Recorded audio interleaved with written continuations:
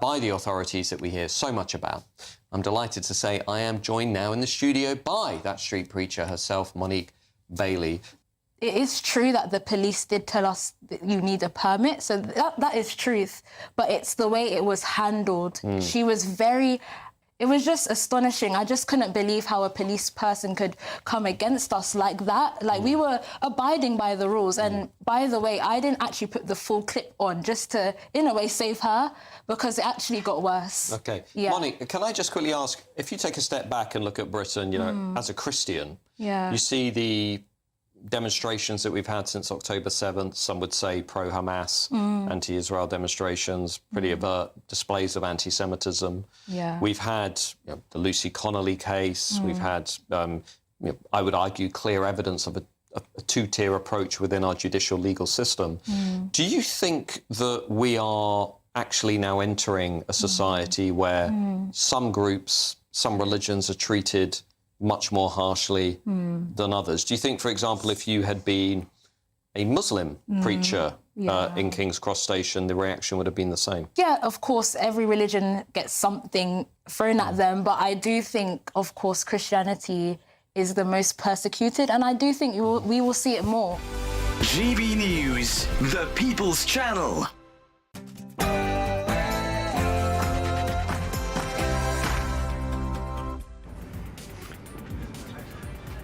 Very, very good afternoon to you from this magnificent setting here at Windsor Castle. It's 3 p.m. and welcome to this special edition of the Martin Daubney Show here on GB News, broadcasting live from the heart of Westminster as US President Donald Trump partakes in his historic second state visit. And here's what else is coming up on today's show. Top story, of course, the US President Donald Trump's second state visit is well underway. The carriage procession through Windsor, the King and Queen by his side, and a full ceremonial welcome unlike anything we've seen before. We'll be bringing you right up to date on this historic visit throughout the show with a front row seat. However, not everyone has been so welcoming to Mr. President, as overnight protesters beamed an image of Donald Trump alongside paedophile Jeffrey Epstein onto Windsor Castle. And also there are further protests taking place in central London today. He isn't even there, lads. We'll be live there for this. And while it's Air Force One for Donald Trump, it's Air Force One for Sir Keir Starmer, as once again a deportation light has been grounded. Sir Keir's pilot scheme cannot even take off. The pilots can't get off the ground, and with human rights lawyers making sure the PM's one in, one out plan has come crashing down to earth. And that's all coming up in your next hour.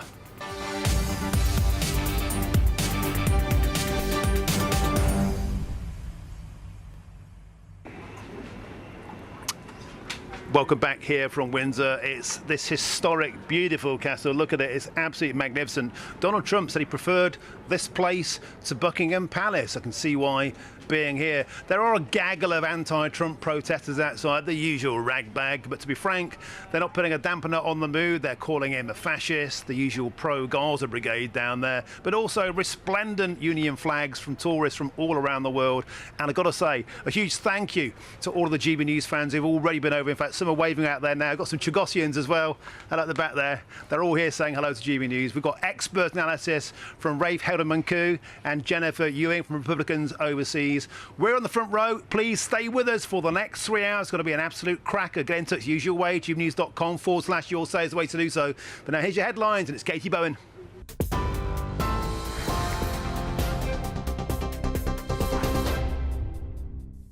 Martin, thank you and good afternoon. The headlines at 3:02. The King has welcomed President Donald Trump to Windsor Castle as his second state visit to the UK gets underway. The US President and the First Lady arrived in the Marine One helicopter. Prince William and Princess Catherine welcomed the couple as they landed. King Charles and Queen Camilla then greeted Mr. Trump and the First Lady for a carriage procession through the Windsor estate as part of the ceremonial welcome. 80 soldiers from the Household Cavalry Mounted Regiment formed the sovereign's escort travelling with the carriages. The processional route, which was not open to the public, was lined by 22 half companies from personnel of the Royal Navy, the Royal Marines, the British Army and the Royal Air Force. It's now been revealed that their Majesties have exchanged gifts with the President and the First Lady. That's according to Buckingham Palace. Protests against the historic second state visit have also been taking place in central London, organised by the Stop Trump coalition. Well, as that state visit begins, Britain and the US have struck a tech deal that could bring billions of pounds of investment to the UK. Sir Keir Starmer said the agreement represented a general step change in Britain's relationship with the US that would deliver growth, security and opportunity up and down the country. The tech prosperity deal, announced as Mr Trump arrived last night, will see the UK and the US cooperate in areas including artificial intelligence, quantum computing and nuclear power. It comes alongside £31 billion of investment in Britain from America's top technology companies, including £22 billion from Microsoft. Elsewhere today, a Labour councillor has defected to Reform UK, claiming his former party is lost and mired in scandal. Mason Humberstone, who is Stevenage's youngest councillor, made the announcement in a post on X this morning. It comes after defections by both Danny Kruger and Maria Caulfield, who both defected from the Tory party. New official figures show UK inflation remained unchanged last month, but food and drink price rises have accelerated for the fifth month in a row. The Office for National Statistics said that the rate of consumer price index was 3.8% in August, the same as July. This was the level most economists had been expecting for the month, and it means overall inflation remains above the UK's 2% target. However, the rate of food and drink inflation rose to 5.1% in August from 4.9% in July. A man who allegedly sent WhatsApp messages to 5 people within Westminster circles, including MPs, has been charged with blackmail and communications offences. The charge of blackmail relates to alleged unwarranted demands for the phone numbers of up to 12 individuals.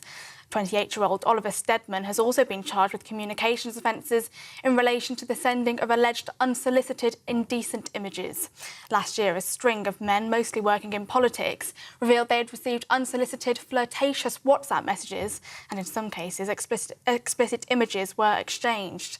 Mr Steadman was suspended as a Labour member after the party was notified of his arrest in June last year. And a group of critically ill and injured children have been evacuated from Gaza to the UK for urgent NHS medical treatment, the government has announced. The World Health Organization said that it had supported medical evacuations of 10 critical children from Gaza to the UK. This comes a day after Israel rejected a UN report which concluded it's committed genocide against Palestinians in the Gaza Strip. Liberal Democrat leader Sir Ed Davey, who's boycotting the state banquet tonight, is calling on the US president to act. It's harrowing reading about the intentional killing of children. And it comes on the back of what the International Association of Genocide Scholars have said, what a number of organisations in Israel have said, like B'Tselem, and the evidence that we've all seen. The words of some of the cabinet ministers of Netanyahu. So I think we have to call it for what it was. We were thinking of waiting for the international court that reviews the Genocide Convention, but we have to act now. We can't wait 2 years for a court judgment.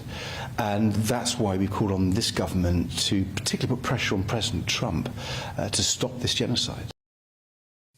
Those are the latest GB News headlines for now. More from me in half an hour. Cheers Britannia Wine Club proudly sponsors the GB News Financial Report. Here's a quick snapshot of today's markets. The pound will buy you $1.3652 and €1.1525. The price of gold is £2,693.35 per ounce, and the FTSE 100 is at 9,223 points. Cheers Britannia Wine Club proudly sponsors the GB News Financial Report.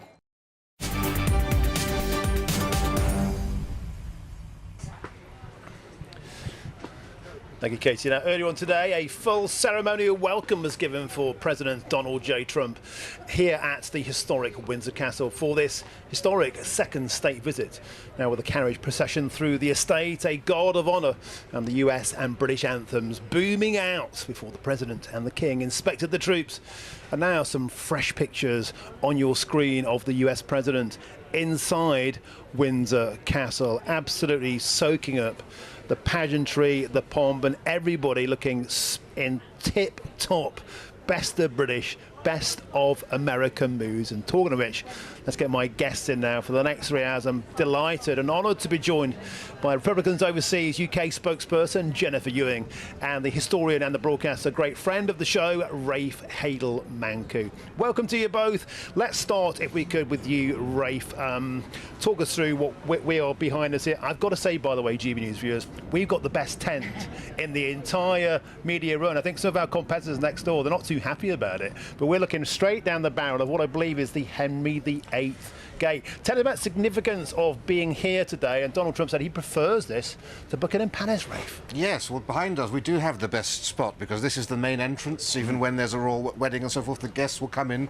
right through the doorway behind us. Look, this has been a terrific start to the visit. You know, we know that the president loves superlatives, the biggest, the greatest, the best. Yeah. That's what we've given him, the biggest, the greatest, the best state visit in our history, in the world's oldest and largest castle. How we can't be happy with that, I don't know. Terrific place to have it, as he said. A step up from Buckingham Palace, I would say so. It's convenient that Buckingham Palace is undergoing renovation because this is such a magnificent backdrop. Very rare. Not the first time we've had a state visit here. President Lech Wałęsa of Poland in '91 was also here. But it really does provide a majestic setting to see the largest ever gathering of troops for a ceremonial visit. And Rafe, we've got some beautiful pictures on our screen here. Talk us through for the viewers and the listeners at home. This was earlier on today when Donald J. Trump alighted the helicopter. Yes, so President Trump arrived meeting here the Prince and Princess of Wales, travelling in Marine One. All the transport for the president is always held by the Americans. They don't outsource that to anybody, so he flew over in Air Force One. And isn't it magnificent, by the way? Look at it. It's just magnificent. And a magnificent sight. And they're greeting His Majesty the King. And that, of course, triggered the start of the ceremonies. There we have the Irish state coach in which the King and the Queen were travelling. And then behind them we had a wonderful panoply of royal ceremonial coaches and carriages. And 80 of our horse guards from the Blues and Royals. There we see them entering into the quadrangle, a sight that square hasn't seen ever before in terms of state visits. And we had 1,300 of our armed forces gathered there for the inspection of the guard by the President and the King. Scenes reminiscent, of course, of 2019 when he was also here with Her late Majesty the Queen. But a wonderful occasion. I've got to say, Rafe, I'm already getting a lump in my throat. It's only 3:10. It's going to be a long few hours. Is that the same carriage that was used during the coronation there were complaints about the fact it could rattle your fillings out? Yes, well, there's a variety of coaches. They used also the Australian state coach, which does have suspension, has powered windows, heating and air conditioning, created in 2012. Because yes, the Queen used to moan about the bone shakers in which she was forced to ride. But look at that, you know, nobody does it better when it comes to proper state occasions. And this is the sort of stuff that's really meaningful for the president because we know he's the most Anglophilic president perhaps we've ever had, and his love for the monarchy is true and genuine, instilled in him by his Scottish mother, and so these visits really are important. Jennifer Ewing, let's bring you in now. Ray, if you could pass the microphone over, let's be fluid, it's live telly. Is it just me, or does the special relationship appear to be just that little bit more special when a Republican is the president? We saw with Ronald Reagan, it was a truly special relationship. It felt like back of the queue with Obama. Joe Biden seemed ashamed of Great Britain. It feels like we're back on track. I think so. And I mean, just look at the three of us here in our red, white, and blue, the colors that, are part of both of our countries. And we do share a heritage, and it is important. And I think you're going to see this week, in addition to what Rafe mentioned, the beautiful pomp and circumstance, a lot of superlatives, the biggest, the best ever seen. That's all very important, but also something you and I talk about, Martin, all the time, this tech prosperity. Trade. So that's things that are actually, really good for people of the United Kingdom. And there's a huge amount of money, or was it a huge amount of money? £31 billion worth, we hear, of tech. That is pioneered by Microsoft, £22 billion of that. Nvidia, of course, the chip manufacturer, Google, OpenAI. Quite obviously, the USA is, I wouldn't say the word using, but they utilise the United Kingdom as a stop-off point as part of their AI global tech expansion. It shows that the special relationship has a price, and it's good.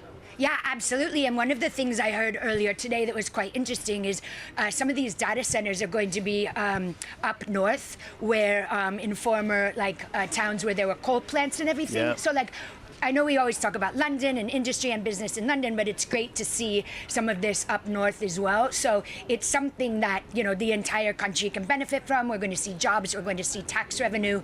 We're going to see, more people getting involved in this AI race, this tech race. And it's great that the United States has sort of put these deals ahead of the president's arrival. So there's something really tangible to talk about. You'll hear a lot about the tech prosperity, as well as the energy fusion that, of course, will be necessary to back many of these data centers and AI.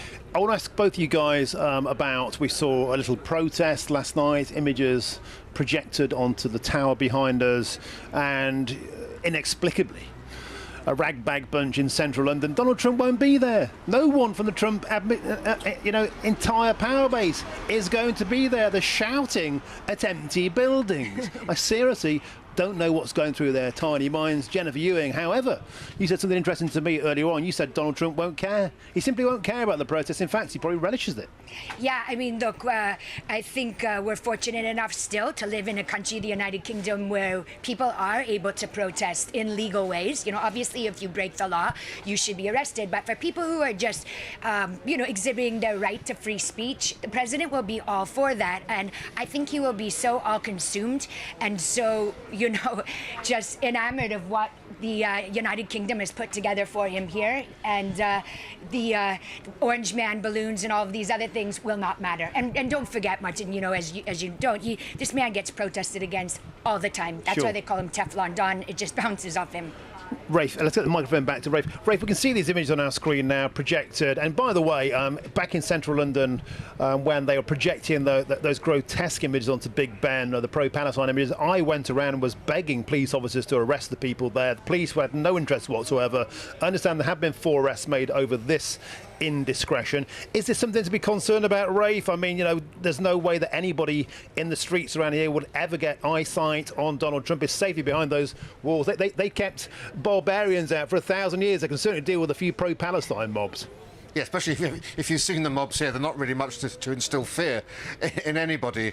It is concerning to a degree that even with all the security we have here, someone is still able to get into position to project these images. Yeah. But let's make no mistake, the Windsor Castle is a vast building, and the president would have been nowhere near any of this. It's completely inconsequential. It is worth noting, however, that when President Macron was in town for his state visit, he did have a ceremonial procession through the streets of Windsor behind us.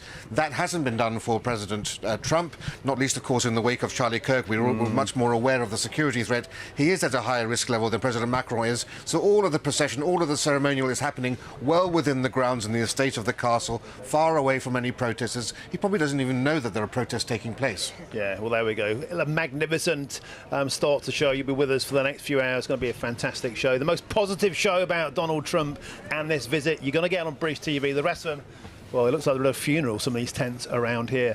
Let's move on now to some politics. Let's get some more political reaction to this historic state visit. And let's now speak with GBNews political editor Chris Hope. Chris, welcome to the show. You're back there in Westminster. Tell us about the politics of this. It's incredibly delicate. Of course, the Peter Mandelson scandal, the US ambassador getting the chop, these images being projected onto the castle here, resurrecting that. And meanwhile, this massive £31 billion worth of tech investment. Is this a good news day finally for Keir Starmer? Well, the devil will be in detail, Martin. We're missing you, by the way, here in Westminster. You're having a great time out there in Windsor, clearly. Yes, definitely. Well, the devil will be in that detail. We do know there's been a £32 billion tech deal announced. Most of that money is from Microsoft, also from Nvidia, the AI company, $5 billion from Google for R&D. This is the easy stuff, the investment that all these big US companies make. They come over here, they'll be at tonight's state banquet in the building behind you, of course, in Windsor Castle. That's the easy bits. More complicated is what may not be happening. So we don't think there's anything on a guarantee on AI to stop companies ripping off British creators on copyright. Nothing also on reducing those 25% steel tariffs.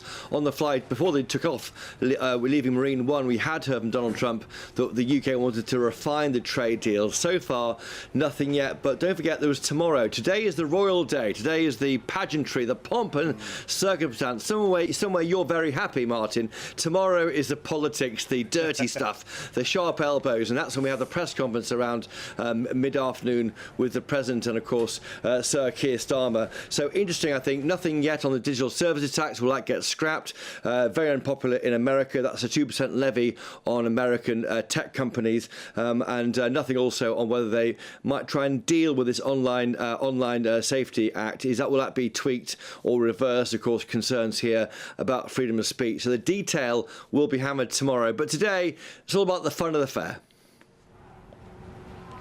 Chris, I also want to talk about the protests. I believe they're marching towards you in Westminster as we speak. What's the point? Donald Trump won't be there. None of his entourage will be there. It looks a bit silly. They're shouting at empty buildings. Yeah, we're looking on screen now at pictures of that march. I think I've seen a couple of Trump babies bobbing about. Of course, the Trump baby was a large balloon of an image of Donald Trump in a nappy erected above Parliament Square, tethered there by strings. I've seen two of those, I think, on its way towards Parliament Square. About 5 p.m. they'll be here. What's the point? I think, Donald Trump watches TV. He'll be aware of the media. He'll see it happening. Yes, he won't see it. He may overfly protests if he flies back or to and fro between Winfield House and Windsor at some point, or Winfield House and Chequers when he's there tomorrow. That, of course, is the American ambassador's residence in Regent's Park. But he'll be aware of the protests. He's quite used to it. It always happens. There was definitely a contrast with Emmanuel Macron going through the streets of Windsor in a pulled by horses. That was, showed the warmth almost of the UK public generally towards Emmanuel Macron. That doesn't exist here. He's divisive, but he won't mind that. Quick, Chris, I know you're in your element, but I need to quickly bang you along here because we've got something else we're trailing. I believe there's been a dramatic defection, this time the first from the Labour Party to reform, and I believe we might have secured the first interview for later on in the show. Tell us more. Yeah, this is a big deal if others follow him. He's called Mason Humberstone. He's a Labour councillor for Stevenage. Now, he is the first direct transfer between the Labour Party and Reform UK in England by an elected politician. The question now is, will he be followed by anybody else? It comes in a week of defections towards reform, the big one being Danny Kruger, the first sitting Tory MP. He came across Monday. Yesterday, I revealed how Maria Caulfield, the former Tory health minister, now an ex-MP, but a nurse in the NHS, she's joined Reform UK. But now we have the first elected Labour politician in England to make that jump. Would others follow him? We're speaking to him live on your show just after 5 p.m, so stay tuned for that. Beautiful stuff. Chris Hope always getting the best exclusives in the business. I'll be back tomorrow, mate. We speak more until then. Chris Hope, always a pleasure, never a chore. Now it's time for our latest Great British giveaway now. It's our biggest prize to date, worth over 100 grand. Includes a £74,000 motorhome. I can do this without even reading the script. I've read it so many times. And £30,000 in tax-free cash. Fill your boots.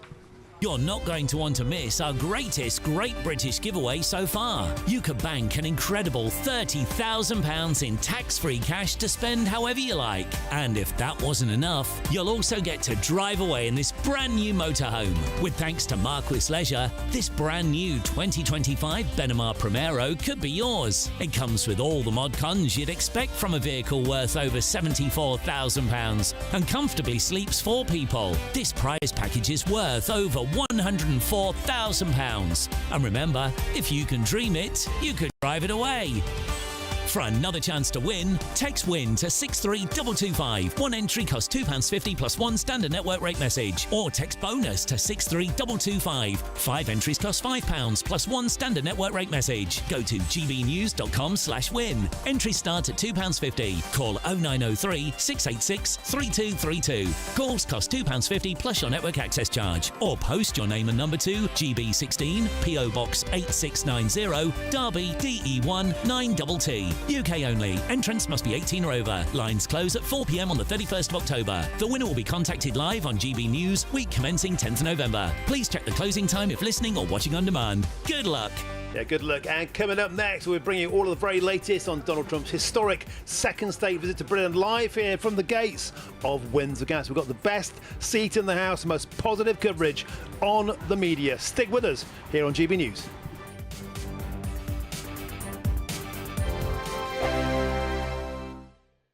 Britain was once the envy of the world. But look around. A nation that no longer knows what it is or where it's going. A country that's broken. How do we fix Britain? How do we bring it back? Friday night with Matt Goodwin at 8 p.m. only on GB News. Decisions made in Washington aren't just shaping America, they're shaping Britain too.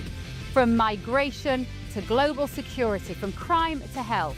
Whatever happens in the White House today will be felt in your town or city tomorrow. That's why The Late Show is live from Washington, D.C. Cutting through the politics to show you what it all means for Britain. The Late Show Live starts Monday night at midnight. Only on GB News, Britain's news channel. At GB News, we love to hear from you, our loyal community. So drop us a line at gbnews.com/yoursay. There you can talk to each other and also to the presenters live on air. gbnews.com/yoursay, because GB News is your channel, Britain's news channel. Join me, Nana Akweer, for an informative, interactive news programme with a difference. It's fun. No, he didn't say that, though.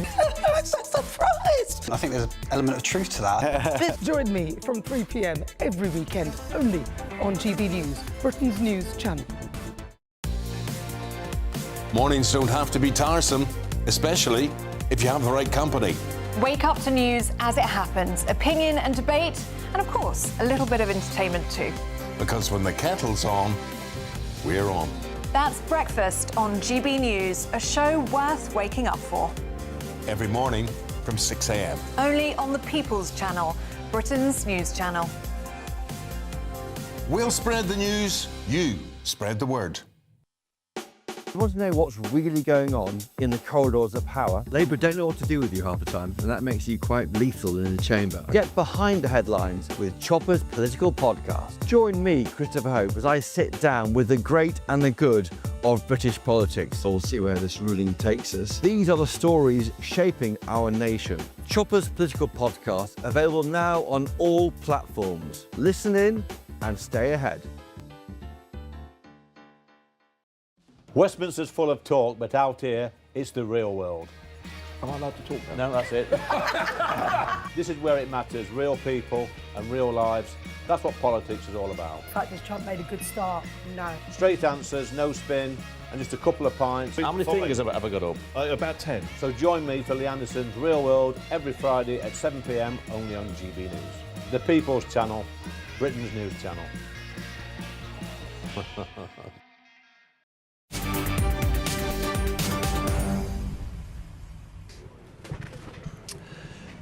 And welcome back to Windsor with me, Martin Daubney on GB News. It's 3:25. Now moving on to our next story, please. We are talking about politics and we are going back to Nigel Nelson, who I believe is there for us in Westminster, senior political commentator Nigel Nelson. Nigel, welcome to the show. Shame I can't be with you today.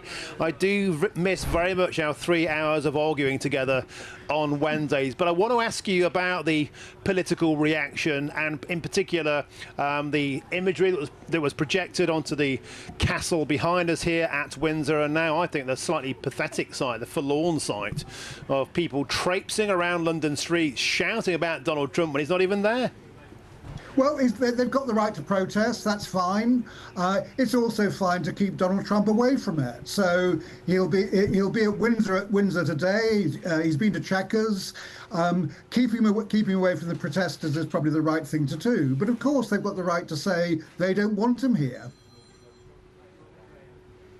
Well, they have, and no, they've also got the right for the president to ignore them, and they don't speak for the majority of the British public whatsoever. But I want to ask you about the political reaction from Sir Keir Starmer. There's some good news here: £31 billion worth of tech investment, a much-needed shot in the arm for, let's face it, a wheezing, faltering economy as we limp towards November the 26th. But will it come at a price? Do you expect the Trump regime to be trying to leverage on the digital service levy, trying to save money there? That could cost Sir Keir Starmer £800 million a year.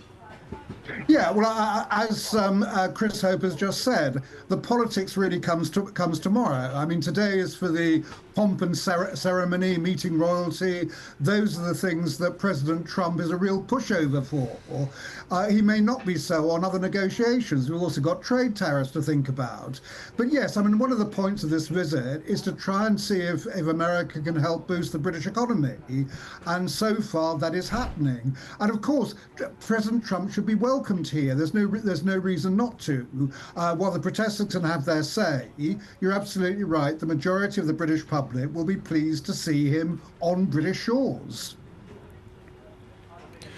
Nigel Nelson, looking at the screen, the pictures on our screen now, this is from the central London. The protest march is moving from Portland Place. It started around about 2 p.m. It's going to end in Parliament Square, we believe, around 5 o'clock. We'll be live throughout the show, getting in the middle there. It's the usual people, stand up to racism, the ones that call people Nazis for being concerned about the safety of women and children. A few signs in that crowd already, Nigel Nelson, calling people fascists. Have these people not learned anything after the assassination of Charlie Kirk? Well, I mean, nobody would support the assassination of Charlie Kirk, or at least nobody who is sensible. But again, they have a right to actually make their points, which is what they're doing. I think you're absolutely right. It's almost pointless. No one's going to actually see it, apart from the fact we're screening it at the moment. So they'll probably feel, yeah, OK, we've come out here. We've said we don't want Trump here. We've made a few other points. That's what we intended to do. They have the right to go and do that. It won't take the shine off this visit.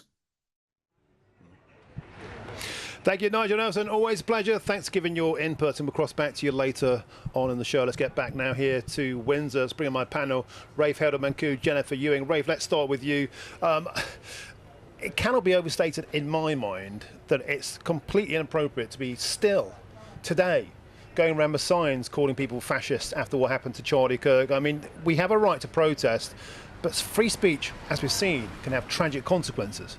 Free speech can have tragic consequences, and of course now increasingly people are waking up to the fact that it's the anti-fascists, it's Antifa that are the real fascists in this country, and indeed more broadly in the West. And of course it's worth pointing out again that most, if not all, of the recent horrific acts of violence, political violence, have emanated from the left, from the anti-fascists. We think about the 2 or perhaps 3 assassination attempts upon President Trump. Of course, the terrible incident with Charlie Kirk, and there are others we can talk about. Increasingly, the division and the hatred and the strife we're seeing is from the left, which is why it's totally outrageous for someone like, say, Sadiq Khan, for example, to write that terrible op-ed piece he did today, saying that people like Trump are stoking division. I'm sorry, it's people like Sadiq Khan who were the ones who were stoking the culture wars, who are deliberately antagonizing the great British public. I think you're exactly. I really think you're exactly right, and I think we're still at a point where our politicians, our elected representatives, the Prime Minister, was banging on about flags after the weekend, saying it's being hijacked. It's not being hijacked. It's being reclaimed but it's being reclaimed from those who've called us fascists and Nazis for a long time. Pass the microphone, if you please, go to Jennifer. Jennifer, I sense a somberness at the heart of the Trump regime this time. Bev Turner was on Air Force One, GBNews' US correspondent. She was saying the assassination of Charlie Kirk has had a real profound impact on, even to the very top, to Donald Trump himself, but there has been significant pushback we're seeing in the States. Free speech becoming a real a real battleground, and people in America, the vast majority, are saying they've had enough of all this. You're a fascist, you're a Nazi, leading to what happened to Charlie Kirk. Yeah, you're right, and there is a deep somberness because the Charlie Kirk assassination was personal. He was close with the president. He was close with Donald Jr. He was very, very close with the Vice President, J.D. Vance. We saw J.D. Vance and his wife, Usha, escort the body back to Arizona, which is, when's the last time you've seen that? You've seen the Vice President and a few others step into Charlie Kirk's podcast and broadcast from there. But, you know, with regards to free speech, I think Charlie Kirk would still say people have the right to protest. Yeah. What I would be interested in hearing is if I was down at Portland Square right now in London, is I'd love to go up to people and say, okay, you don't like Trump, we get that. Please give me 3 reasons why. And I doubt very much 90% of them could give factual things. I mean, there's still so much misinformation floating around with regards to what Trump has done, what he hasn't done. I mean, I bet you most people still believe the Russia hoax, you know, from 3 or 4 years ago. So, again, love to engage with the people down there and just say, great, you don't like him, that's your right, why not? Yeah, and it's worth pointing out there are a few people out there saying that you know, Donald Trump is a fascist, and I said to them, come on the show. Let's have a chat. Yeah. They wouldn't. They're cowards. If you listen, lads, come and talk to us. We'd love to find out why you think Donald Trump is a fascist. Please come here. It's an open mic, gentlemen and ladies. Well, they, thems, we just don't know. Lots more still to come between now and 4 o'clock, including we're going live to those anti-Trump protests kicking off in central London, with critics arguing that his authoritarian politics should not be welcome in the UK. Of course, that was a line from Sadiq Khan, the Mayor of London. But first, here's your latest news headlines with Katie Bowen.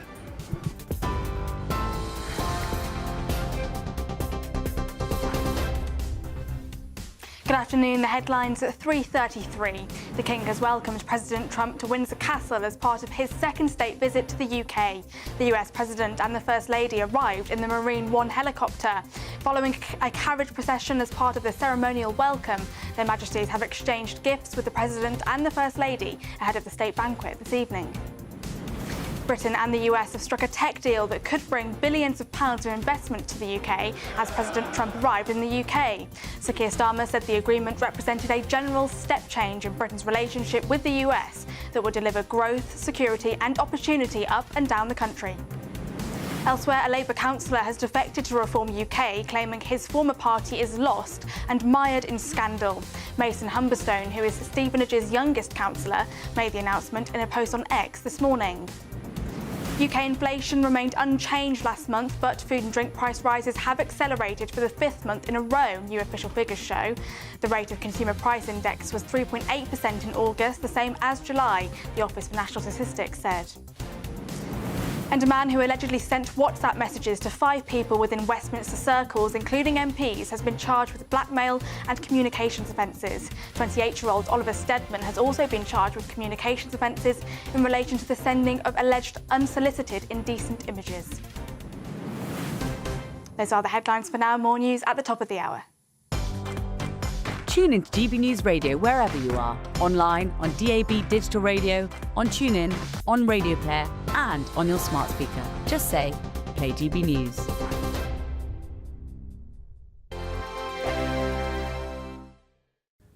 Hi there and welcome along to the latest update from the Met Office for GB News. Following a wet morning for many of us, it is now turning brighter out there. It's also breezy and remaining damp in places, more specifically across southern parts of the UK as this front just trails and lingers. There's also a front moving into Orkney bringing some rain as we go into the evening. That then pushes into Shetland. Further showers for the north and northwest of Scotland. Strong gusty winds increasing overnight with the risk of gales for exposed parts of northern and northwest Scotland. Breezy for all of us, and these areas of cloud and outbreaks of mostly light rain persisting across Wales and southern England. But in between there will be some clear skies. Here temperatures dipping to 12 or 13 Celsius, but muggy in the south because of the large extent of cloud, low cloud as well, so a gloomy start here. Not so gloomy further north, but there will be frequent showers pushing into the Northern Isles as well as the north and northwest of Scotland, especially the northwest Highlands. 1 or 2 showers further south, but for the central belt into southern Scotland, Northern Ireland, northern England, these are the areas expecting to see brighter skies as we begin on Thursday, and plenty of dry weather, but still breezy, and it's certainly going to be cloudy across Wales, the Midlands, East Anglia and the south of England. Lots of low cloud for southwestern parts with mist and murk near hills and coasts. Now, through the day, the cloud and rain in the south will drift north to affect Northern Ireland, Northern England and southern Scotland by the afternoon, so a reversal of fortunes here, whilst it does turn a touch brighter further south, with temperatures faring well up to 23 or 24 Celsius. The far north of Scotland stays breezy, but it's going to remain bright here, and indeed that's the case going into Thursday evening. Clear skies persisting across the north of Scotland, just a few showers. Meanwhile, a lot of rain pushes into northern England, southern and central Scotland, Northern Ireland. Now into the weekend, there'll be some very wet weather in places, but that's going to oscillate through the days ahead. Crash Law 24 sponsors GB News Traffic and Travel Report. Good afternoon, this is the latest AI travel news from GBnews.com. Drivers on the M73 southbound face delays due to emergency bridge repairs at Junction 1 Maryville. The exit slip road to the M74 southbound is restricted and the entry slip from the A721 is closed. A broken down vehicle is causing a lane closure on the A63 westbound between the A1166 and the A15. The M3 eastbound at Junction 3 in Surrey has a road traffic collision, closing one of two lanes.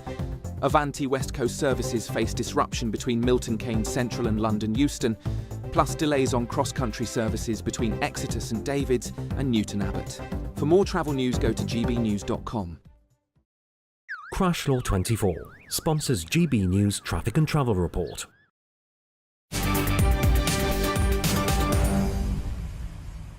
Welcome back. It is 3:38 with me, Martin Daubney, on GB News at the historic Henry VIII Gate here at Windsor Castle. Of course, as the spotlight stays on Windsor. Meanwhile, demonstrations are breaking out across the country, and not just against President Trump, but against the monarchy too. In central London this afternoon, the Stop the Trump coalition will rally alongside Republic, who are of course the anti-monarchy group. Well, let's now speak with GB News' national reporter Will Godley, who is live at the protest. Will, welcome to the show. My first live hits with you. Welcome to the GB News family. I'm sure we'll have a tremendous time as colleagues together. But back there in London, tell us about this ragbag behind you. Thank you, Martin, for that very warm welcome. From here in central London, where it's very, very loud, very busy, thousands of people marching from here to Westminster, where a rally is taking place a little bit later this afternoon. There's 50 groups, protest groups, all under the Stop Trump coalition, including Greenpeace. Just have a look at some of the placards and people marching as I talk to you, because it's Greenpeace, Amnesty International, Black Lives Matter, Extinction Rebellion, amongst the protest groups here, all under one goal, which is to stop Trump. And I'm joined now by Rob and Libby. Rob, let's start with you. You're originally from America. You've lived here for a long while, though. President Donald Trump, he's here. You're not too happy about it. No, I think nobody should be happy about Donald Trump. He's a convicted felon. He's messing up the world's trade economy with these ridiculous tariffs. He's a disaster, and the people that he has working for him, directly under him, are really just plain cruel and evil. We can go into a long, diatribe about all the other things that he's done wrong. He's as well as being a tax cheat, stiffing his contractors. We could be here all day, but he's a miserable, miserable human being. I don't wish him on any country, but he definitely should not be here. Well, that's why you're here today, Rob, marching against Trump. Libby, why are you here? I came today because I'd like to show my displeasure us hosting Donald Trump and his wife Melania. Donald Trump, he has no morals. Seems like he uses people to, do whatever he wants. And, to really encourage that person into the country is not a good moral benchmark for anyone. You know. Libby, Rob, thanks for sharing your views here on GB News. Well, as the march continues from here in central London to Westminster, a rally is taking place there at 5 p.m. today with people like Jeremy Corbyn speaking, also the leader of the Green Party, Zach Polanski, and also the comedian Nish Kumar addressing crowds who have all gathered here in central London today, who, Martin, are expressing their displeasure at Donald Trump being in the United Kingdom. Let's get back live now. The entrance is open and the beast is coming out. Ray Halemanku, talk us through. What can we see behind us? Well, here we see the beast, one of the two beasts which always accompany the President of America on his travels. The American President always has his travel arrangements arranged in-house, never outsourced. And this is the most awesome vehicle, bulletproof glass, bomb-proof, and quite a sight to behold, especially against the backdrop of Windsor Castle. Salute them as they go by. Sincerely am. What a magnificent moment, Rafe. And these vehicles are incredibly impressive. They are built to last. They're bomb-proof, they're bulletproof. Astonishing show of muscle.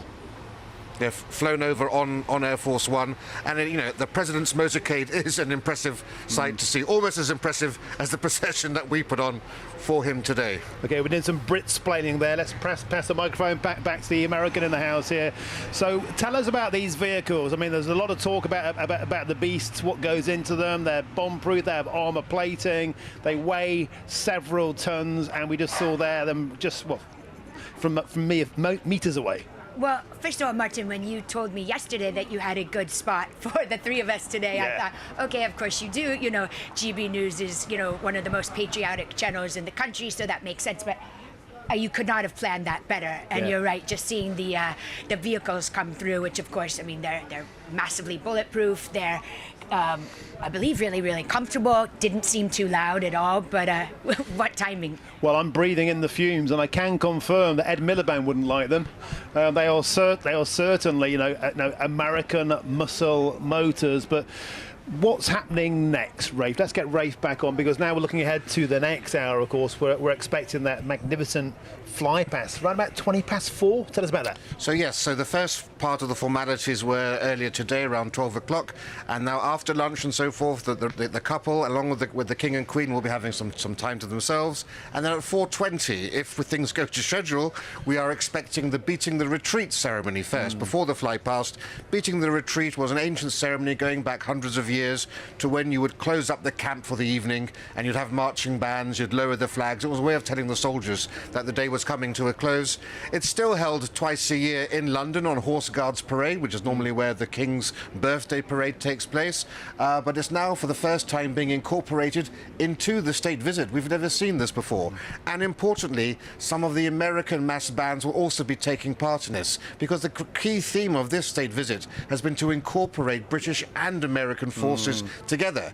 The key point of this will be the fly past, where we're going to see 4 F-35s fly, 2 flown by RAF pilots, 2 flown by American pilots, and the symbolism there is clear. The Brits want the Americans to remember that our armed forces work completely in tandem with the American armed forces. Particularly important now when people in Europe are worried about how invested America is in Europe. This is a way to remind them that actually we are your #1 ally. There are 11,000 troops from America based in this country. So a large part of today is also reminding people about the importance of the Anglo-American military alliance. Yeah, you know, I'm one of those old-fashioned patriots who is still eternally grateful to America for what they did in World War II, and I think we should never forget that band of brothers, that bond of blood. I think it's a huge, huge part of why America is our special relationship, central partner and ally. Just quickly before we go to the news, what can we see through that arch there, Ray? Because it's been closed all day, and tell us about what's inside. I've been inside there for a wedding before. I'm assuming you've been. Well, behind us we can see St George's Chapel, which of course is where the President was earlier today on a private visit to lay a wreath on the tomb of Queen Elizabeth. Normally during a state visit, the head of state will go to Westminster Abbey to lay a wreath on the tomb of the unknown warrior, close to which is a Purple Heart American medal on the pillar there. They're not going to London today, and so for that reason, the wreath-laying ceremony was held at the statue of Queen Elizabeth, at the tomb of Queen Elizabeth. Beautifully put. We have to move on. Live TV, we really have got front row seat, magnificent, the best seat on British media. Stick with us. Coming up, we'll discuss the mass security operation that is underway here in Windsor for Donald Trump's historic second state visit to Britain. But for now, if you're in search of some holiday sun, then here is the forecast for some of the top European destinations.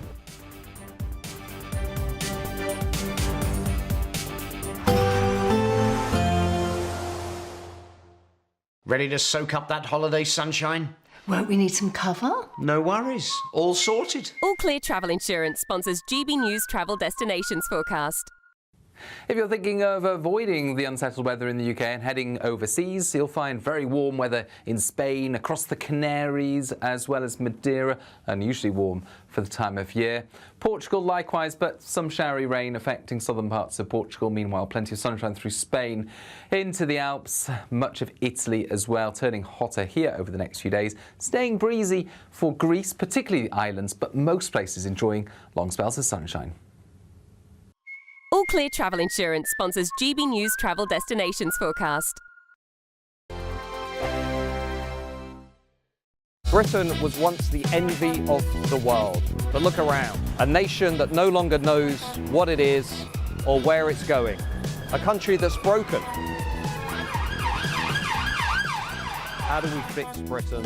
How do we bring it back? Friday night with Matt Goodwin at 8 p.m. only on GB News. Patrick Christie's Tonight, weekdays from 9 p.m. What on earth is going on at our university? So Professor Stephen Greer had worked for the University of Bristol for 36 years when his career was halted after a false accusation of Islamophobia. The issue arose when Greer taught about the Charlie Hebdo attacks during a human rights module, and a student who didn't actually attend the course complained. Well, I'm delighted now to be joined by Stephen Greer himself to explain what happened. Stephen, thank you very much. Tremendous to have you on the show. Can you just explain the circumstances that led up to you being accused of Islamophobia, please? Well, out of the blue, or almost out of the blue, I received a complaint about a module I'd been teaching on a unit, a human rights unit, entitled Islam, China and the Far East, for nearly 15 years without incident. Which included the increasing critical literature about human rights issues in Islam, China, and the Far East. And my principally, as I said, the principal complaint, it did include a complaint about Charlie Hebdo, but the principal complaint was about the fact that I had referred students to the authoritative academic literature. And the student who complained was the president of BRISOC, the University of Bristol Islamic Society, who was a medical student who'd not attended any of the course himself, and he claimed to be acting on behalf of anonymous students. And there were all kinds of other procedural irregularities in the complaint, but the university decided to entertain it anyway. Okay. And I was exonerated after a 5-month inquiry. Then the university said, well, they were publicly announced. They took the module off the syllabus. GB News, the People's Channel. At GB News, we love to hear from you, our loyal community. So drop us a line at gbnews.com/yoursay. There you can talk to each other and also to the presenters live on air. gbnews.com/yoursay, because GB News is your channel, Britain's news channel. Join me, Nana Akweer, for an informative, interactive news programme with a difference. It's fun. No, he didn't say that, though. I'm so surprised. I think there's an element of truth to that. Join me from 3 p.m. every weekend, only on GB News, Britain's news channel.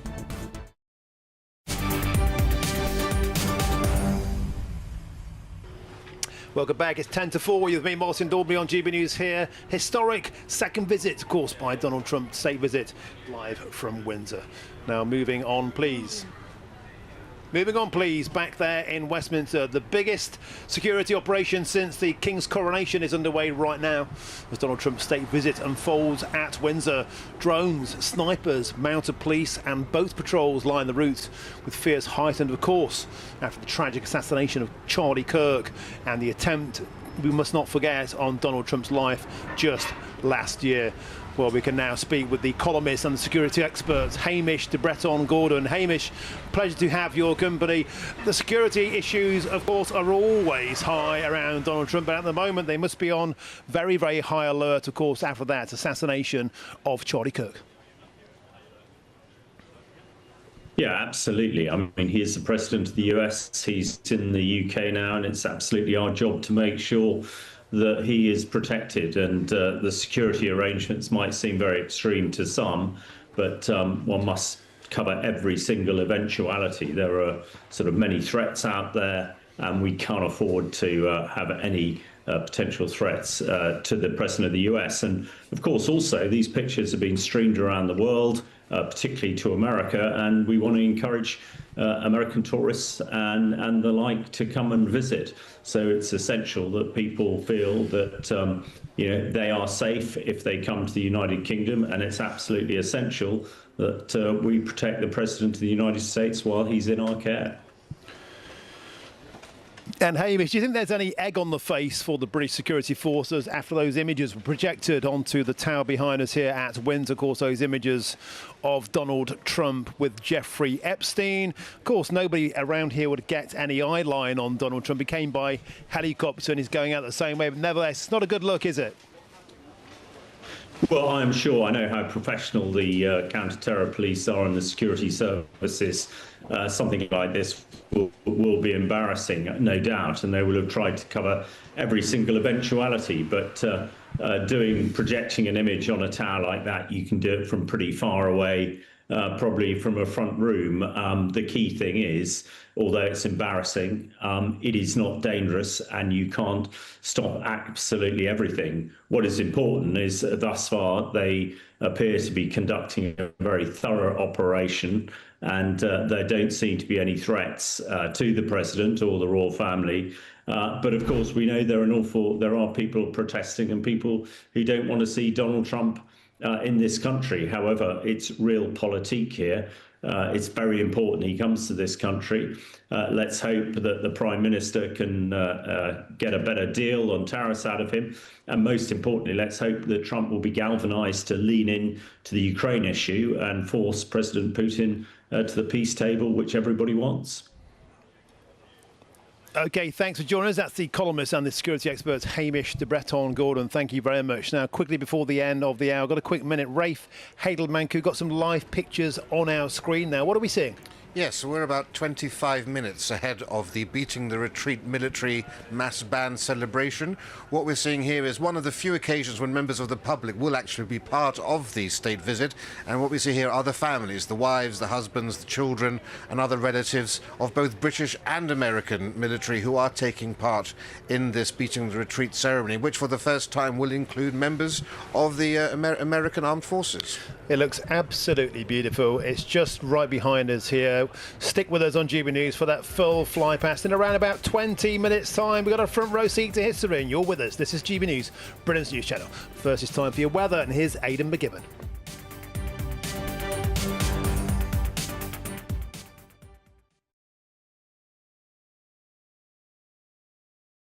Hi there and welcome along to the latest update from the Met Office for GB News. Following a wet morning for many of us, it is now turning brighter out there. It's also breezy and remaining damp in places, more specifically across southern parts of the UK as this front just trails and lingers. There's also a front moving into Orkney bringing some rain as we go into the evening. That then pushes into Shetland. Further showers for the north and northwest of Scotland. Strong gusty winds increasing overnight with the risk of gales for exposed parts of northern and northwest Scotland. Breezy for all of us, and these areas of cloud and outbreaks of mostly light rain persisting across Wales and southern England. But in between there will be some clear skies. Here temperatures dipping to 12 or 13 Celsius, but muggy in the south because of the large extent of cloud, low cloud as well. So a gloomy start here. Not so gloomy further north, but there will be frequent showers pushing into the Northern Isles as well as the north and northwest of Scotland, especially the northwest Highlands. 1 or 2 showers further south, but for the central belt into southern Scotland, Northern Ireland, northern England, these are the areas expecting to see brighter skies as we begin on Thursday, and plenty of dry weather, but still breezy, and it's certainly going to be cloudy across Wales. the Midlands, East Anglia and the south of England. Lots of low cloud for southwestern parts with mist and murk near hills and coasts. Now, through the day, the cloud and rain in the south will drift north to affect Northern Ireland, Northern England and southern Scotland by the afternoon, so a reversal of fortunes here, whilst it does turn a touch brighter further south, with temperatures faring well up to 23 or 24 Celsius. The far north of Scotland stays breezy, but it's going to remain bright here, and indeed that's the case going into Thursday evening. Clear skies persisting across the north of Scotland, just a few showers. Meanwhile, a lot of rain pushes into northern England, southern and central Scotland, Northern Ireland. Now into the weekend, there'll be some very wet weather in places, but that's going to oscillate through the days. Expect warm spells with the odd rude interruption. Box Boilers sponsors the weather on GB News.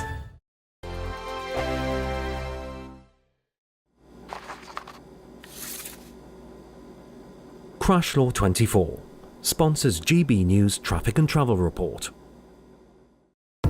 Good afternoon. This is the latest AI travel news from GBNews.com.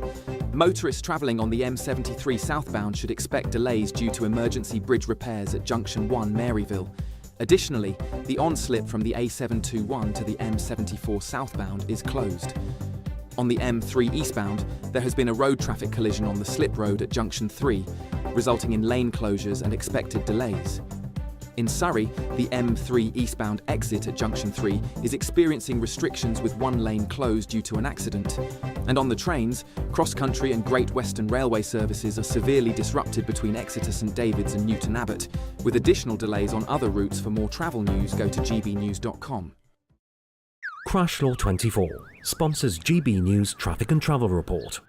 It's our biggest Great British giveaway to date. You could be driving away with this brand new Benamar Primera motorhome. This 4-berth home from home comes complete with integrated kitchen and bathroom areas and has all of the tech you'd expect from the latest 2025 model. We'll also give you an incredible £30,000 in tax-free cash to make sure that any adventures you take in your new motorhome are taken in style. For a chance to win, text WIN to 63225. One entry costs £2.50 plus one standard network rate message, or text BONUS to 63225. 5 entries cost £5 plus one standard network rate message. Go to gbnews.com/win. Entries start at £2.50. Call 0903 686 3232. Calls cost £2.50 plus your network access charge. Or post your name and number to GB16 PO Box 8690 Derby DE1 9TT. UK only. Entrance must be 18 or over. Lines close at 4 p.m. on the 31st of October. Please check the closing time if listening or watching on demand. Miriam, you can't be serious. Scrapping the triple lock on state pensions? Madness. Andrew, we just can't carry on pretending. The numbers just don't add up. We've got to be honest with people. We've got to face the facts. That's what people want. Well, that's what you get on GB News and on Britain's Newsroom. Lively debates, lively conversation. Britain deserves a newsroom that puts the facts and your voice first, and we're not afraid to hold power to account. And each other. So join me, Andrew Pearce. And me, Miriam Gates, for Britain's Newsroom, weekdays from 9:30 on GB News. The People's Channel, Britain's news channel. Britain was once the envy of the world. But look around. A nation that no longer knows what it is or where it's going. A country that's broken. How do we fix Britain? How do we bring it back? Friday night with Matt Goodwin at 8 p.m. only on GB News.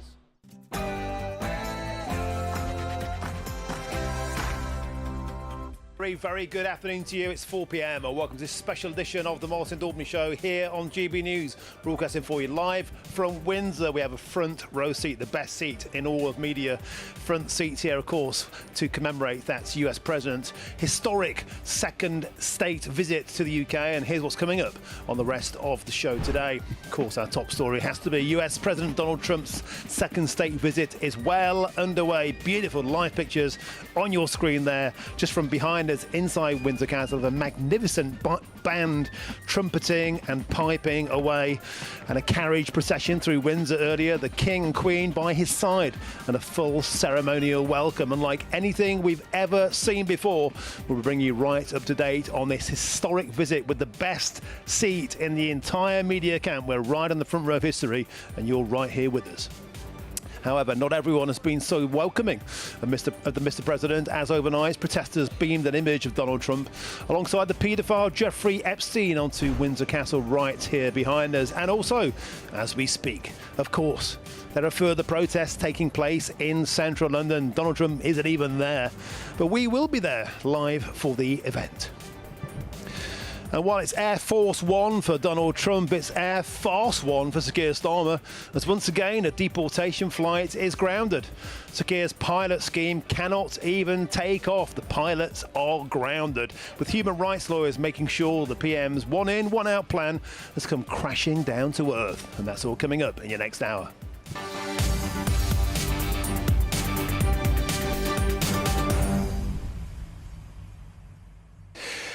Welcome to Windsor. We are outside the castle here. Historic moment in history, that second state visit. Around about 20 minutes time, we're expecting the fly past American and British aircraft united in the air, as we are united in spirit as political allies. A short while ago, the gates behind us opened up and the beasts were unleashed. The limousines came out. Live pictures on your screen now. Rafe Hadelmanku is here with me, as is Jennifer Ewing. Rafe, before we go to the news, just talk us what we can see on our screens now as the band prep for this fly past. Yes, well, this is a rare appearance, a unique appearance of an American contingent. This is the US Army Old Guard Fife and Drum Corps, who are taking part in an inherently British ceremony, again to emphasize Anglo-American unity. Beating the Retreat, a great ancient British ceremony of mass bands, essentially closing up the old military camps. It normally takes place on Horse Guards Parade in June in London, but for the first time ever is being incorporated into this state visit, making this state visit certainly the biggest, the greatest, the best state visit, as we know Donald Trump likes to think. Quite a remarkable sight. That will be taking place at about 4:20, and then after that we're going to have a fly past of the Red Arrows and 4 F-35s, 2 flown by RAF pilots and 2 flown by American pilots, again to show the link between the American and British armed forces. Magnificent stuff, magnificent music. The hairs are standing up on the backs of our necks here. Don't go anywhere. First, though, it's time for your headlines. Here's Katie Bowen.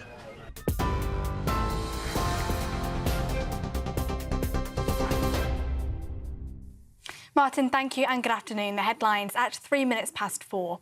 The King has welcomed President Donald Trump to Windsor Castle as his second state visit to the UK gets underway. This afternoon, the President has visited the tomb of Queen Elizabeth II to pay his respects to the late monarch. It's understood that he also lay a wreath at the tomb. It's also been revealed that their Majesties have exchanged gifts with the President and the First Lady ahead of tonight's state banquet. Prince William and Princess Catherine welcomed the US President and his wife as they landed at Windsor earlier. King Charles and Queen Camilla then greeted the President Trump and the First Lady for a carriage procession through the Windsor estate as part of the ceremonial welcome.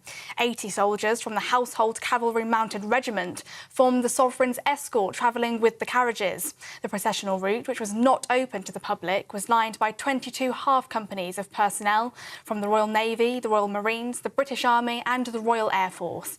Protests against the historic second state visit have also been taking place in central London, organised by the Stop Trump Coalition.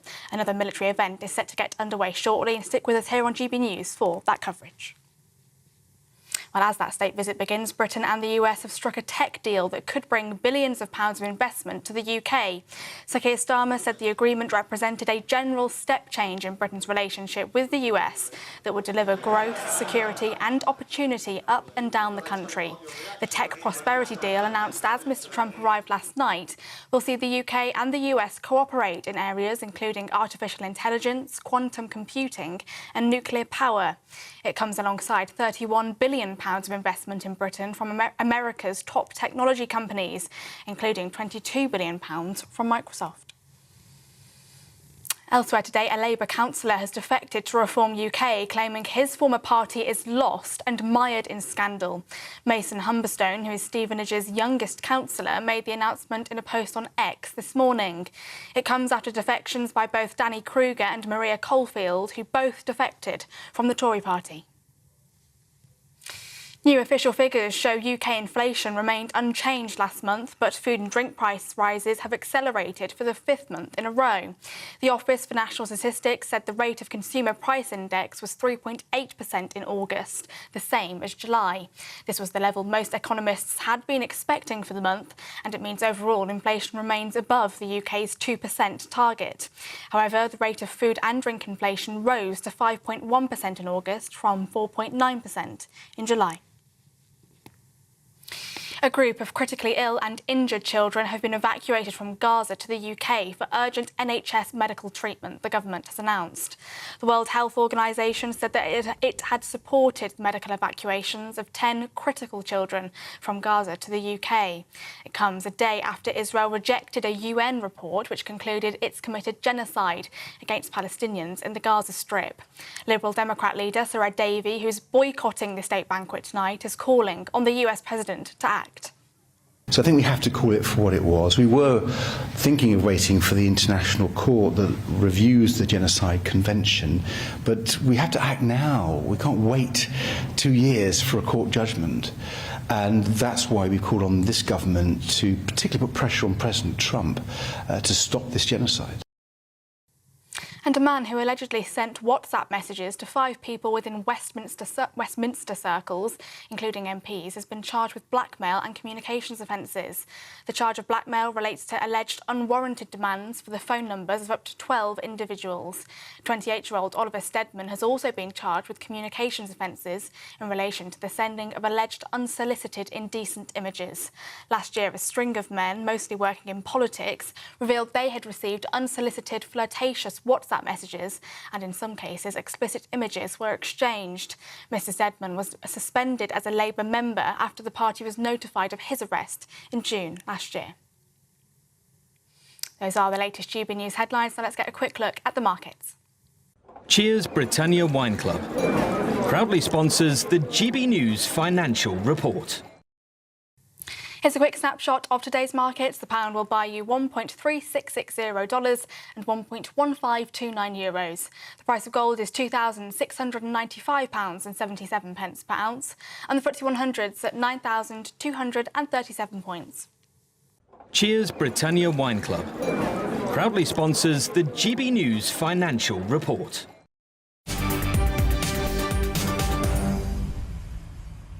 Thank you very, very much, Katie. Now, earlier on today, a full ceremonial welcome was given for President Donald Trump here at Windsor Castle. And please, somebody in the gallery there, are you awake? Thank you for his second historic visit. Now, with a carriage procession through the estate, a guard of honour and the US and British anthems blasting out before the President and the King inspected the troops' magnificent sights. And meanwhile, a short while ago, President Trump visited the tomb of Queen Elizabeth, who, of course, he utterly adored when she was still alive. God rest her soul. Well, let's speak now with GB News' royal correspondent, Cameron Walker. Cameron, welcome to the show. Around about 12-13 minutes time, we're building up towards that fly past. There's a hugely exciting atmosphere. Tell us, what's it like? I believe you're inside there.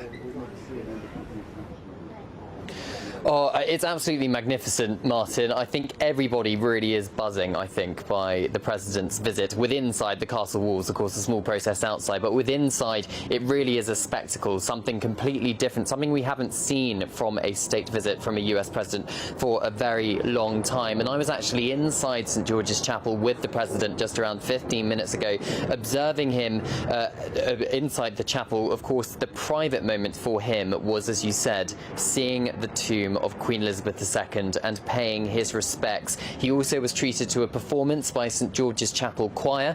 He met the choristers afterwards, their ages between about 7 and 13, I believe, and posed for a photograph with them, smiling with the children. He also learned about Winston Churchill and the plate that's been placed, the garter plate that's been placed where Winston Churchill used to sit when he attended St George's Chapel as a member of the Order of the Garter. But what was quite funny, the most interesting part for President President Trump of the whole visit to the chapel was when one of the staff members was telling him about the mechanical mechanism that lowers the coffin down into the royal vault from the choristers' bit. So you may remember during Queen Elizabeth II's funeral, the committal service in St George's Chapel in Windsor, her coffin lowered into the royal vault, and President Trump was absolutely fascinated to be learning about that. Following that, of course, President Trump is currently back inside the castle ahead of the beating the retreat ceremony. Again, is quite a big honour because that doesn't usually happen during a state visit. This is an extra military element that President Trump is being treated to.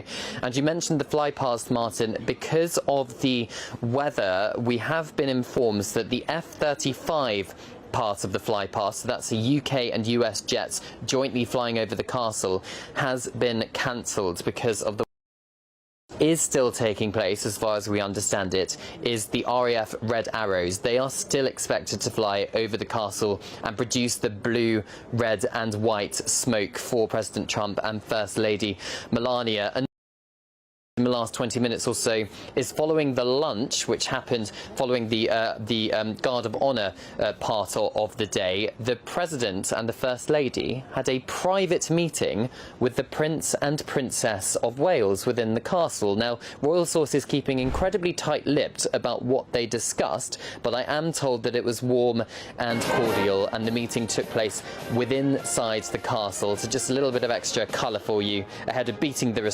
retreat, which starts very shortly, I believe. And we're seeing some live pictures on our screen now. I'm going to quickly bring, can you see them, camera walkers, wondering what we can see on our screen here. It's beautiful, beautiful march past, preparing for that fly past. Oh yeah, it absolutely is, Martin. As you can probably tell, there is a lot of military personnel taking part in beating the retreat. It's something which goes back hundreds of years, really, and it signifies the end of the battle, the end of day on a battlefield. And we're just waiting, of course, for the King and the President to arrive on the specially built dais on the east lawn of the castle, and they, of course, are going to be joined by I believe, the Queen and the First Lady as well.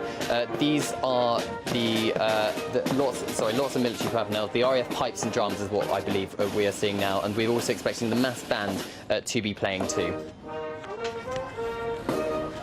Thank you, Cameron Walker. I'm also joined in the tent here outside the Henry VIII gate by Rafe Hadel-Manku. Rafe, you're keen to talk us through what we can see on our screens here now. Yes, now we have mass bands representing three branches of the armed forces. We have His Majesty's band from the Royal Marines, and then we have the band of the Scots Guards, and also the central band of the Royal Air Force, all taking part here.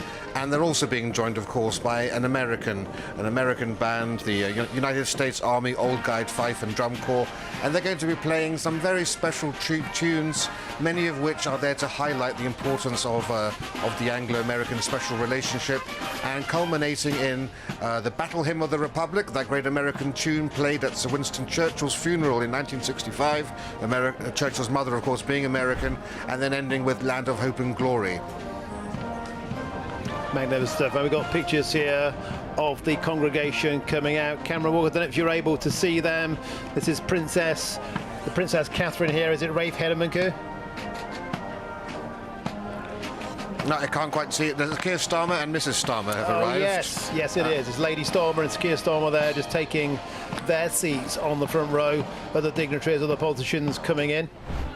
Members of the royal family always last to arrive. We'll have the Prince, Princess of Wales, and then the King and Queen will take their position along with the President and the First Lady. Close up now, as you can see, that is Keir Starmer, the Prime Minister of the United Kingdom, Lady Starmer by his side. And we heard, did we not, Rafe Hadel-Manku, during the build-up to this state visit, that Lady Starmer would be deployed as Keir Starmer's secret weapon, because Donald Trump was very taken by Lady Starmer when they met last time. Yes, Donald Trump has been singing Mrs. Starmer, or Lady Starmer's praises for a long time, and so she is, another secret weapon being unveiled in this unique state visit. We have here now all of the mass bands are all lined up waiting for the opening fanfare by the state trumpeters of the Household Cavalry. That's going to kick off affairs. Here we can also see the Defence Minister sitting alongside Lady Starmer. And we're building up to that fly past. There's always a tinge of sadness. They're standing up now. Always a tinge of sadness. What's happening here, Rafe? This is the main man. So now we have the arrival of the landau. This will be with Her Majesty the Queen in it. Judging by the standard flying from the roof of the car, I assume it's going to be Her Majesty the Queen, since those are her arms. And while we wait for them to come out, Rafe Haleman, always a tinge of sadness here that a fly past has been cancelled. We were very, very much looking forward to the military jets coming, but we will still get the Red Arrows. Yes, everyone's favourite flying display team, the Red Arrows, will be here in force. They've been to America several times. I'm sure the President is familiar with them, and they will be flying, alas, without the F-35s, which was going to be an amazing sight to see for the first time, the American and British Armed Forces flying together. Cameron Walker, let's head back into you now. Sir Keir Starmer ready and waiting. Lady Starmer by his side, and the Royals about to join them, Cameron Walker. Yes, absolutely. This is the first time we've seen Sir Keir Starmer today at Windsor Castle, Martin. He's also going to be, of course, at the state banquet tonight, but this is really the first part that he's been involved with in the ceremonial welcome of the President of the United States. Of course, it is on the advice of his government that the King invites President Trump for this historic unprecedented second state visit to the United Kingdom. The King's car, as you said, has just arrived, so any moment now we are expecting him to emerge and step foot onto the dais ahead of President Trump making the appearance. But beating retreat is basically 200 military musicians performing a rendition of Beating Retreat on the east lawn of Windsor Castle. We've got UK and we've got US military families and personnel here to witness this event as well. Again, it's that joint collaboration, isn't it, Martin, between the United Kingdom and the United States. This is all part of the King wielding his soft power, and it really is a military spectacle. A ceremony originating in the early years of organised warfare and symbolises the end of the day when camp gates were closed and ceremonial flags were lowered. And the ceremony takes place actually every year on Horse Guards Parade in June, when the salute is usually taken by a member of the royal family, which just shows the uniqueness, perhaps, of this moment, that President Trump is being given this honour of beating the retreat on the first day of his state visit. And we've got the corps drum major of the Royal Marines is present. We've got all the military bands and musicians as well. We've got the band of His Majesty's Royal Marines Portsmouth, the band of the Scots Guards, the Central and College bands of the Royal Air Force as well. So it's a tri-service military spectacle that is going to be taking place. And here is His Majesty the King and President Trump emerging onto the east lawn of Windsor Castle, which is in the upper ward of the castle. It's usually a very private part, actually, of the royal residence. The pub out to go into this part of the castle. I think the only time I've been there was for the King's coronation concert back in May 2023, and Her Majesty the Queen and the First Lady are also there, and a royal fanfare signalling the arrival of King Charles III.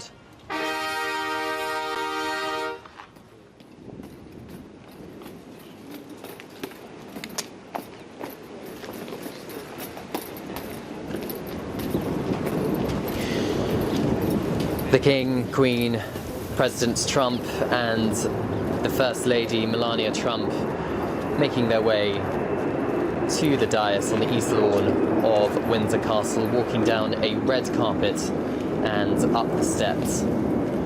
The Prime Minister just to the right-hand side of the screen, and Lady Starmer invited to attend this part of these celebrations. Of course, tomorrow it's going to be the Prime Minister and President Trump locked in several intense political meetings, but today is about the pomp, it's about the pageantry, it's about the soft power that the King wields. And also quite special that US have been invited to watch this beating retreat alongside UK families, which perhaps signals the importance military relationships and the country relationships between Britain and the United States.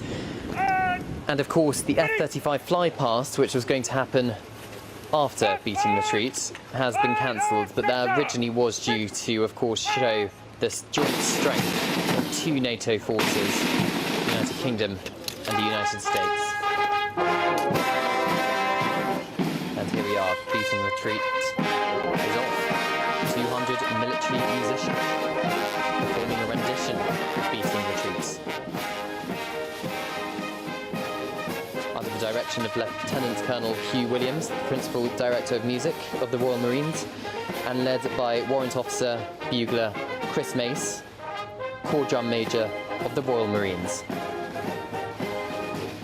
The mass bands are formed of the band of His Majesty's Royal Marines Portsmouth, the band of the Scots Guards, the British Army, and the Central and College bands of the Royal Air Force. And they are joined, actually, by the United States Army, Old Guard Fife and Drums Corps, State Trumpeters of the Household Cavalry, and the Royal Air Force Pipes and Drums. And the fanfare, of course, was sounded by the State Trumpeters of the Household Cavalry as the King and President arrived at the East Lawn.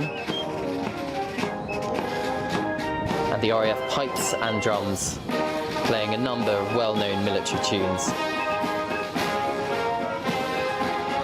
And Martin, it is really quite a sight, isn't it? All this military rehearsal coming down to this moment to impress the most, if not the most, powerful men on the planet.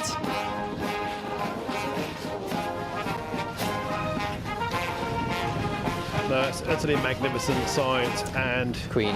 Seeing Donald Trump and Melania there, and I have to say Melania looks simply magnificent. Those trademark low-brimmed, wide-brimmed hats, I believe they're Ralph Lauren. She looks absolutely stunning. And we're waiting now for that fly past. I got a little bit excited a moment ago, I have to say. I heard an aircraft in the air, and Rafe Hadelman went, "Martin, we're near Heathrow, you idiot." I did get slightly excited, Rafe, because we were so disappointed, slightly disappointed about the F-35s being cancelled, Rafe. But we are now eagerly anticipating the arrival of the world-famous, the infamous, the legendary Red Arrows. Yes, we're about half an hour away from the flight past, so we have a good number of tunes to get through first. Toe-stomping songs. The medley people are hearing right now at home are actually all tunes that have a great deal of importance to do with the British-American relationship. The Eagle Squadron, Westering Home, A Fond Kiss and Golden Friendship all being played by the mass bands. But after that we're going to have the Americans also playing their tunes as well, including the British Grenadiers. So it's a love fest over the Atlantic as we pay tribute to them and they pay tribute to us. Let's bring in Jennifer Ewing now, who's been sitting on the end there. I've got to say, her foot's bobbing up and down, beaming like a Cheshire cat. Just absolutely adoring what you're seeing here, Jennifer Ewing, because this is Britain and the United States, bonded by our hearts, bonded by our blood, bonded by our history. Yeah, I mean, I'm trying to think of what people in the United States are thinking watching this, and it's absolutely out of a storybook. It's incredible, and even though I know this has been planned for quite some time, and I've lived over here for about 20 years and called the United Kingdom my home, but even just to see how it's all playing out with the castle in back, and it's absolutely beautiful. And like you said, it's the mix of the military, the pomp and circumstance, and of course tomorrow we'll move on to more of the trade deals. But for today, it's absolutely enchanting. And it's going to say behind, just down towards our right on Windsor High Street, some 25-30 yards down now, a mini protest has broken out, of course. There are some Palestinian flags, there are some signs calling Donald Trump a fascist, the Ukrainian flag there flapping in the wind, a small gaggle being drowned out, though, Jennifer Ewing, utterly drowned out by the majestic brass bands inside Windsor Castle. Yeah, and imagine when we hear the next flyby. Probably, I know you got a little excited a few minutes ago, false alarm, but it really. Oh, look, there you go. It's funny you mentioned Melania's hat, which of course is exquisite, but I think King Charles and President Trump wish they had a hat as well. We joked before that we don't often see President Trump's hair blowing in the wind, and yeah, it did today. So it's not just us here in the tent. There's a lot of wind, so hats sort of a good idea. Yeah, normally, of course, Donald Trump having the industrial strength hairspray to keep everything in place, but it is choppy out here today, Rafe, Hale and Munku, and that probably will explain why the F-35 flypast has been cancelled. Very blustery around here. We're just by the historic entrance to the Henry VIII gate here, and vehicles continue to go in and out, but all eyes now on what's happening on the grounds here. The magnificent tunes, Rafe, Hale and Munku. Yes, absolutely. We just heard the Eagle Squadron tune being played out, which was a tune that honours the American Air Force pilots who actually flew with the Royal Air Force. And we're going to have a whole range of other tunes like that. But to put this into context, quite how special this is, this scene has never been seen before at any other state visit. And people make a lot recently about the fact that President Trump is the first president to have a second state visit. In fact, he's only the third president ever to get a state visit. There have been over 40 presidential visits to the UK. Every president except for Lyndon Johnson and Gerald Ford has been to the UK, but only President George W. Bush, President Obama and President Trump have been given a state visit. Not even Ronald Reagan or Clinton got a state visit. So there have been 4 state visits, and half of them have been for President Trump. Yeah, and that will no doubt stick in the craw of the Democrat side of the House in America. Cameron Walker, I wonder if I could bring you back in now, Cameron. You're inside there. It's wonderful to see Queen Camilla up there. We had her, she'd taken some time off a previous royal engagement due to concerns around her health, but the Queen is there majestically by the King's side. Yeah, she absolutely is, Martin. Of course, yesterday she had to pull out of the funeral of the Duchess of Kent because she was recovering from sinusitis. It's an unpleasant disease, but not necessarily a serious one. So when she was travelling down from Scotland back to the southeast of England yesterday, it was decided that it was best if she came straight here to Windsor Castle rather than going via central London to make sure she could rest and recuperate ahead of today's ceremonial events. And clearly it has worked, because we have seen Queen Camilla on full display supporting her husband, King Charles, to welcome President Trump and First Lady Melania Trump. So it appears to be all systems go for Her Majesty, of course supported by the Prince and Princess of Wales, as well as the extended royal family as well. The private lunch that took place following the looking at the royal collection items to do with the United States and the United Kingdom, there weren't many members of the royal family there. We had the King, we had the Queen, we had the Prince and Princess of Wales, and we had the Duke and Duchess of Gloucester, and that was it. So there was no Prince Edward, there was no Sophie, Duchess of Edinburgh. We believe the reason those two were not there was because Prince Edward is currently abroad on behalf of the British government at the moment, and Sophie, Duchess of Edinburgh, is travelling abroad today to join her husband on another trip. So that is why who we haven't seen today is the Princess Royal and Vice Admiral Sir Tim Lawrence, and we haven't yet had confirmation as to if they are going to be attending the state banquet later on this evening. As soon as we do have confirmation either way, we will of course bring that to you. Cameron Walker, we're still waiting for the RAF fly past.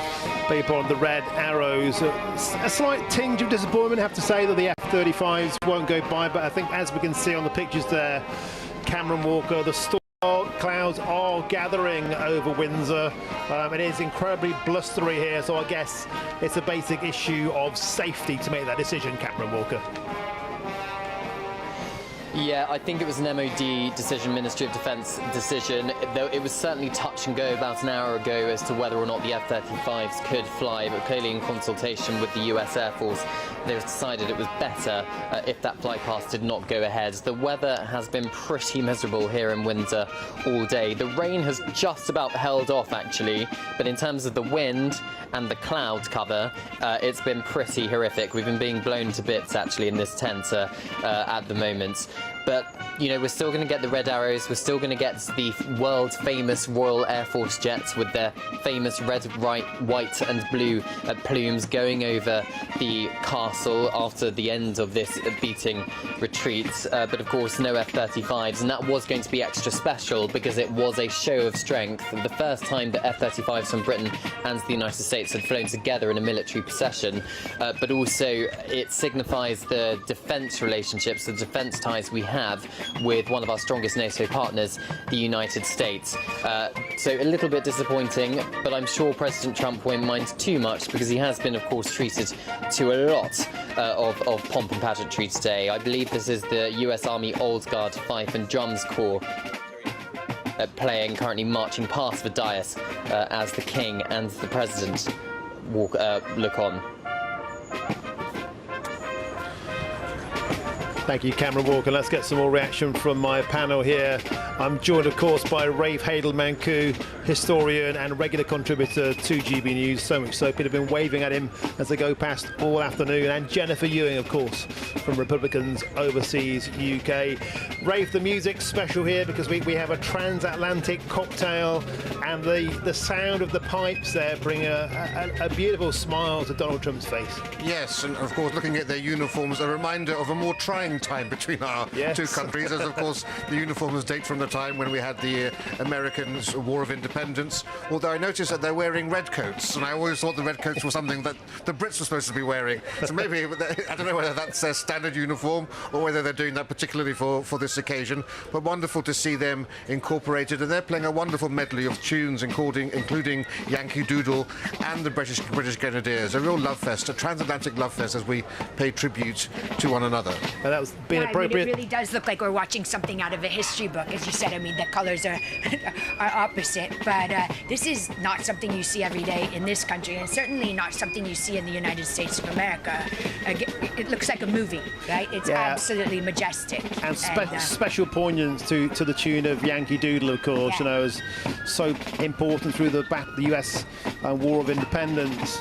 And as you said, Ray, you know, Britain's own involvement in that, but today is not a time to dwell on those sour moments. It's a time to look forward. But it shows how strong our bonds are now between us both. It's a shame we're not going to see the F-35s do their fly past, 2 RAF pilots and 2 American pilots, and crucially we've just placed an order for 12 more of the latest F-35, the F-35As, as part of our defence review, something I'm sure President Trump is very happy about, but that all underlines just how closely our armies and our militaries are actually intertwined and can cooperate with each other.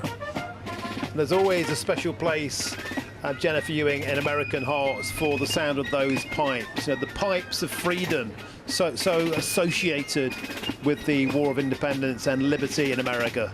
Yeah, which is such an important issue today, you know, whether it's with regards to free speech or any of these other issues. And again, I think, you know, while we left the United Kingdom for perhaps more freedom, I think over the next couple of days there will be a lot of discussions around liberty for sure and free speech. So.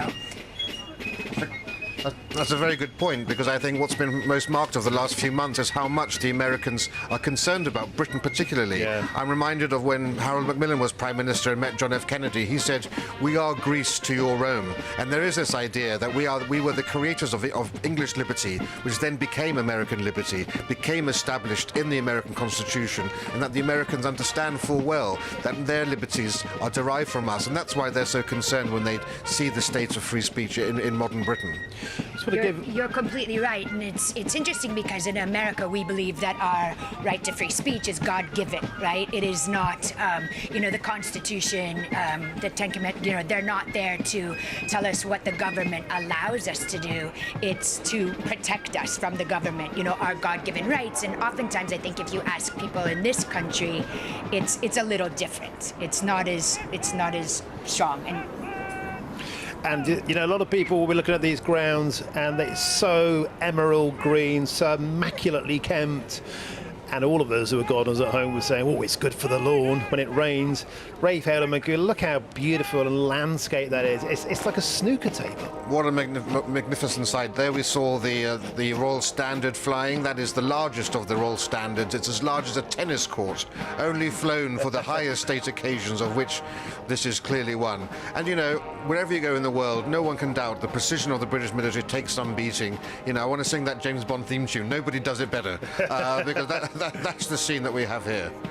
And, you know, if you're a president, if you're a king, you get spoiled by pomp and ceremony and pageantry. But this is the top tier. This is the very, very best pageantry on the planet, and topped off, as you said, Rafe Menku, historic, the fact this is the second visit for Donald Trump. Second visit to Donald Trump. There have only been 4 state visits, including this one, by American presidents. Half of them have been for Donald Trump, which I think is quite remarkable. Only President Obama and President George W. Bush prior to that have been accorded state visits. Yes, people like Ronald Reagan did address Parliament, but not in the context of a state visit, which makes this an even more important event. And we just hope that President Trump does appreciate how great and amazing an occasion this really is. And now here come the bagpipes. Yes, now we have the mass bands coming out from the Scots Guards, and we're having a Scottish medley with Scots Way, and then the 79th Farewell to Gibraltar. And that's what this is all about. It's about a coming together, not only of the relationship between America and the United States, but of course the United Kingdom, the Highlanders here, and the various military platoons. This is all about that absolute bond of brothers, bond of pageantry, bond of history, and also this bond of this beautiful music. Yes, this is the RAF pipes and drums we can see here. And if you go to America, if you go to any city in America, their police forces will have their own Scottish pipes and drums as well. Yeah. You know, the connection between our two countries runs very, very deep, as it does throughout North America, in Canada as well. The military, the police, similarly have Scottish pipe bands, because we are, again, we are cousins. You know, even as far away as California, where I'm from, you will go to some of the golf courses in Carmel and Pebble Beach, and during cocktail hour after people play golf, you will see bagpipes, and it's just absolutely stunning. You sit there, you're having a cocktail, you're looking over the Pacific Ocean, and people are enjoying the sound of bagpipes. So it's definitely something that has moved from the United Kingdom to as far as California and the West Coast. Why don't we take a little listen to this music now, give our vocal call to rest, let people at home, our viewers and listeners, listen to this wonderful music.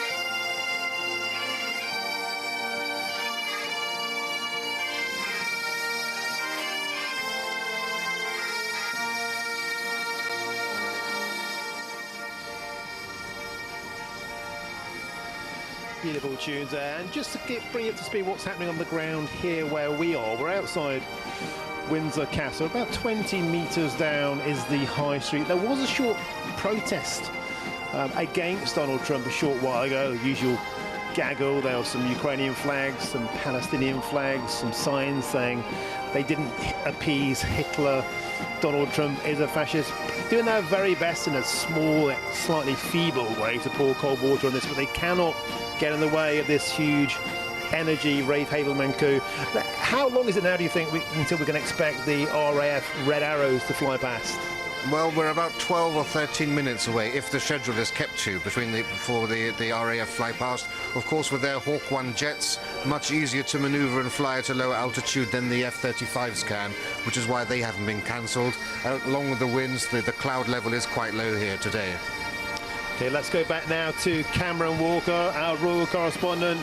Cameron, the music building towards a crescendo. Absolutely majestic inside there in Windsor Castle.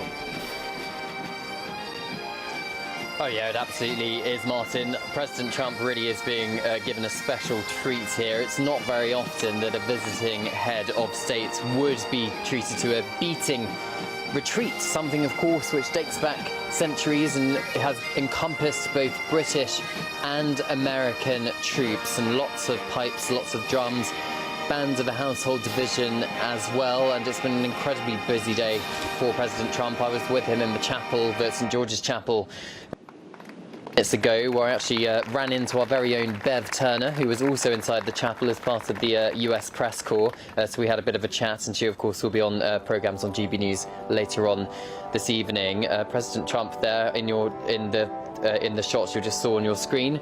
giving a little of applause to one of the music tracks that was played alongside the Queen and Melania Trump, the First Lady of the United States, and His Majesty the King. And just to, if for those of you just tuning in, for those of you who aren't quite sure what a beating retreat is, well, it's a military spectacle and ceremony which originated in the early years of organised warfare, and it symbolises the end of the day when camp gates were closed and ceremonial flags lowered, and it takes place on Horse Guards Parade every year in June. But what it doesn't do usually is happen during a state's visit, which is one of the elements really which just shows that the King, the royal family, and perhaps by extension the British government, has gone this little bit of an extra mile to try and impress President Trump. He is arguably, if you like him or don't like him, one of the most, if not the most powerful men on the planet.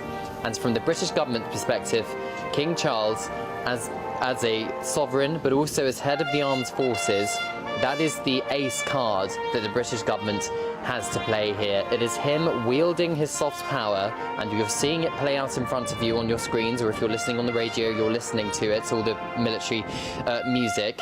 All of this is soft power, and the King wielding the soft power.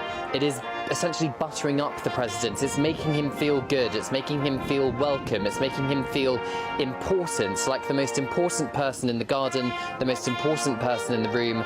And it's been like that since he arrived here around midday today in his Marine One helicopter, landing in the walled garden. Again, something which hasn't really happened before. It's a different element, a 15-minute carriage ride through Windsor Great Park. Again, that usually doesn't happen. It was down the street with President Macron back in France just a couple of months ago. Obviously, for security reasons, President Trump and the Secret Service have decided that it's all going to take place away from the public gaze. But it is the display, isn't it, of President Trump, of course, being in a carriage, fairy tale stuff, the stuff of fairy tales, and also all of his cabinet in the carriages behind him as well. So they are being treated to giving the royal seal of approval, the royal treatment, as it were. And of course, we then have the magnificent state banquet happening within the castle later on this evening, where there will be speeches, they will be wined and dined, apart from President Trump, of course, who is teetotal. But the menu is crafted to show the kind of different cocktail of British and American cuisine grown from the grounds of Windsor Castle and the local farms here. It's white tie, even the plates that it's served on are, some of them are hundreds of years old, gold-leafed ornaments on the tables, flowers from Buckingham Palace, from Windsor Castle's gardens, from Highgrove. All of these places which clearly the King has a special place in his heart for his British monarch, but also for President Trump, it is getting closer to the British royal family. He respects this idea of monarchy and of dynasty. His mother was British, of course, so he has always had a special place for Britain in his heart, but he is fascinated by the idea of monarchy, and the pomp and the pageantry that you are seeing on your screens now is something that will impress him, and it has impressed him. He's been grinning all day when there's been a military parade going on. And when it comes to the tough political negotiations tomorrow at Chequers with the Prime Minister, perhaps he'll be in a slightly better mood or slightly more inclined to, let's say, give Britain the benefit of the doubt, or give Britain slightly more than perhaps he would if he hadn't been treated by King Charles to this magnificent display that you're seeing at Windsor Castle this afternoon. There's no guarantee, of course, but King Charles can do quite a lot with soft power, supported by the Queen, supported by his son, the Prince of Wales, and the Princess of Wales, and other members of the royal family too. And what I think was quite telling was the private meeting we have heard about even, between the Prince and Princess of Wales and President Trump and Melania Trump, privately in a room in Windsor Castle this afternoon. I used to be a fly on the wall for that conversation, Martin. Okay, let's take a listen to some of this beautiful music now.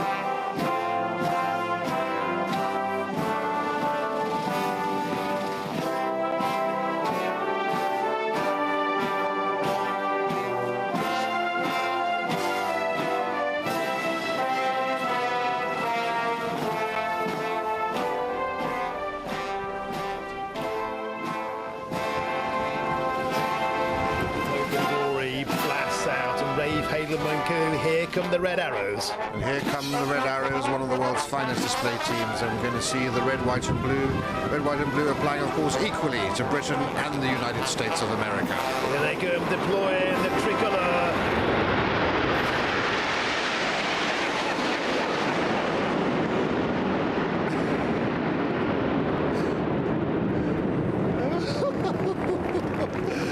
Oh my gosh, that was magnificent.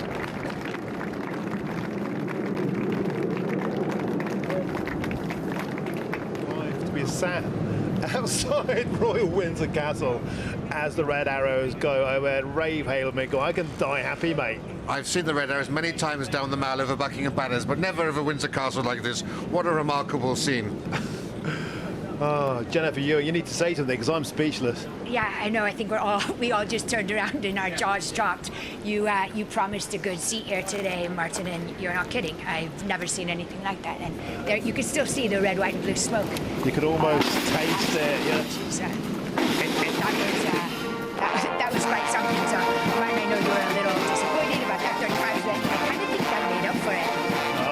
I feel honestly that just like sent shivers through my entire soul. I don't want to like get too hyperbolic, but that was astonishing. They literally went right over our heads, right over the castle here.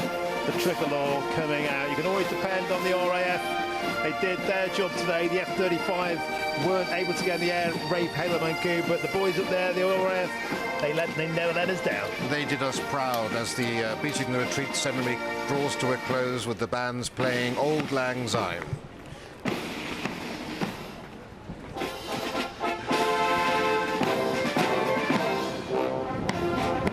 President Trump really wanted images and photographs for people at home to see, and I think he won't be disappointed at all with the spectacle that he's been presented with today, and I'm sure Americans across the land will be smiling from ear to ear to see their president feted in such a way. And Melania Trump there, just beaming smile, beaming her head off, Jennifer. Just look, I mean, look, these people, they have everything. They can see anything they want. They've been to countless ceremonies around the world. But I put it to you, Jennifer Ewing, as Rave Hail Minkle said, he might even yet blast into song. Nobody does it better. Yeah, no, exactly. And, like you said, he can have almost anything, but you can't buy this. And as Rafe said earlier, the president likes superlatives. And I've heard, from Rafe and from Cameron and from you, Martin, about, 10 to 15 firsts that will have happened today that the president and the First Lady will have loved. And has to be said, a slightly windswept President Donald Trump and King Charles now coming off of their plinth, and they're meeting the various heads of the band. Very, very happy pair there. Cameron Walker, talk us through what happens next. They're going around. There's Marco Rubio, some of the US delegation there. The King and President Trump walking side by side of that majestic flyby. I don't know about you, Cameron Walker, made the hairs on the back of my neck stand up probably for the next month. Oh, well, I must admit, Martin, I wasn't looking at my watch, so I didn't quite realise it was 4:45, and then suddenly I hear this amazing noise overhead, and I see the Red Arrows, which were flying so low and so clearly over the Round Tower, which is basically where I am in Jubilee Gardens within the grounds of Windsor Castle. And it really was, as you were saying, Martin, a magnificent sight. And you saw, I think, the President's reaction to it on the dais, cheerfully applauding all of that. But you're right, they do all look a bit windswept. It is incredibly windy here at Windsor Castle. You just see Lieutenant Colonel Johnny Thompson in your shot there. He's one of the King's most trusted equerries, who basically is in charge of managing the King's diary and the King's private time. And President Trump here meeting military families, both from the United States and the United Kingdom, alongside the King as well, of course, because although the public haven't been allowed in to see any of these elements, military families and military personnel who aren't on parade have been allowed to greet President Trump and observe the beating retreat and all the rest of it. So that is the end of the military spectacle which has happened today. We are expecting a little place tomorrow at Chequers, the Prime Minister's country residence. But what we're expecting now is for the King and the President and the Queen and the First Lady to retire back into the castle to get ready for the state banquet, which will of course be happening later on this evening, and of course to prepare for their speeches, which will be delivered, we believe, live on television and on your radios. But this is a chance, of course, for both heads of state, what you're seeing on your screens now, to meet the armed forces from the other country. So King Charles speaking to the American Air Force and President Trump speaking to the Royal Air Force. And it just shows, doesn't it, the shoring up of relationships between Britain and the United States to NATO allies. King Charles as head of the armed forces here in the United Kingdom, and President Trump as head of the armed forces in the United States. And of course we have US bases here in the United Kingdom, with US personnel stationed here within the UK, and vice versa with the United Kingdom as well. And just behind President Trump, I can just about spot Sir Keir Starmer, the Prime Minister, and Lady Starmer, also meeting military families and military personnel from Great Britain and the United States. And of course the Prime Minister, his role is only just beginning, really. This is the first engagement he's taken part in for the state visit. Tomorrow is certainly going to be his day in terms of the tough political negotiations. Today it's very much up to King Charles to entertain President Trump, and it is Prime Minister Starmer who is simply a guest of King Charles here at Windsor Castle. But it is, as we know, President Trump coming here to see King Charles first and foremost as head of state, rather than Sir Keir Starmer. The royal family is Prime Minister Starmer's ace card, really, when it comes to that soft power. And here we are, the King and President Trump just making their way back up the East Lawn, back towards the castle, ahead of the state banquet this evening, Martin. Magnificent stuff, Cameron Walker. I want to bring you in, Rafe Haleman-Ku, because I noticed something quite different this time to when the first state visit with Queen Elizabeth, of course, and Donald Trump got a lot of stick for walking in front of the Queen and not being deferential enough. Very different performance this time. I'm noticing here, Rafe, very much Donald Trump allowing the King to take the lead. Yes, right here we can really see the King, of course, is a long professional in doing these walkabouts, and very much he's taking the lead here. I think Donald Trump was unfairly criticised when he was with the Queen, because when you inspect the troops, you are doing it as the visiting head of state, so the monarch is just there to accompany you. So again today we saw the King taking a back row, letting Donald Trump lead the inspection, but here of course is a different situation, and we saw Donald Trump letting the King take the first role. So I think, you know, no fault on the part of Donald Trump, certainly doing exactly what's required of him. And it's certainly true, Jennifer Ewing, to bring you in for the final minute of this hour. The gathered military personnel from the United Kingdom, they couldn't have been happier to meet Donald Trump today. There were children of families there, you know, girls as old as my daughter. Can you imagine meeting Donald Trump and the King on the ground today? It'll change their lives forever. Yeah, I think it will, and of course, you know, so much of Trump's cabinet, and of course his vice president, J.D. Vance, you know, people who have actually served in the military and understand these families, have done wonderful things for veterans. So this is a different administration than we had under the President Biden, and I think that it is, you know, you can't fake this sort of thing. You either respect the military and their families and the service that they've done for, you know, whichever country, or you don't. And they will have seen that Trump does that. And in terms of the procedure, Rafe Haleman-Ku, when the King and Donald Trump came down that podium there, to their right would have been the Prime Minister, to the left would have been the military personnel. They turned left. It wasn't a snub at the Prime Minister, it's the protocol. The protocol was to go and meet the military first, right? Yes, indeed. You know, the Prime Minister, this is not his time and his moment. Yeah. That starts tomorrow, when there's the visit to Chequers. There'll be a bilateral meeting held there. This today is all about the state, you know, because remember, the President is both head of state and head of government. Today is about the duties of head of state. Tomorrow he'll be engaged in the duties of head of government. And just getting constantly waved at and getting messages from GBNews viewers outside the tent. Hello guys, thank you very, very much. They're loving us here. Delight to be here. It's an absolute privilege to be here. We're going to keep going on this for a while because this is history in the making. Crowds are now starting to amass out the bottom. In fact, behind us, here we go. We have some US military beasts tearing behind us. The US diplomatic corps are roaring up, and I can confirm, yeah, lights flashing, can confirm, they are burning petrochemicals. These are not electric vehicles that will please Ed Miliband. This is pure American muscle, petroleum-powered muscle.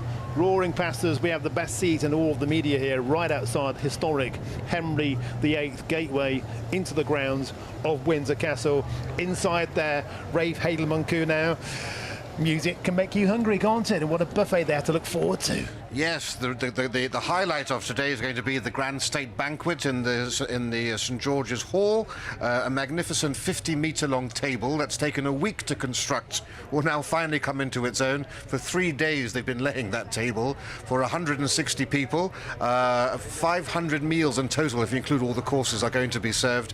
And there we're going to see the brightest and the best of Britain and America present. People like the head of NVIDIA and many other companies. Final word this hour to Jennifer Ewing. Business will also be on the menu now, particularly tomorrow. Billions of dollars worth of it. Yeah, I mean, we saw a promise of 31 billion in tech investments in AI, and in our favorite thing, crypto. So this is exciting. I mean, we know that under the Donald Trump administration, he's gone full force under tech, AI, crypto.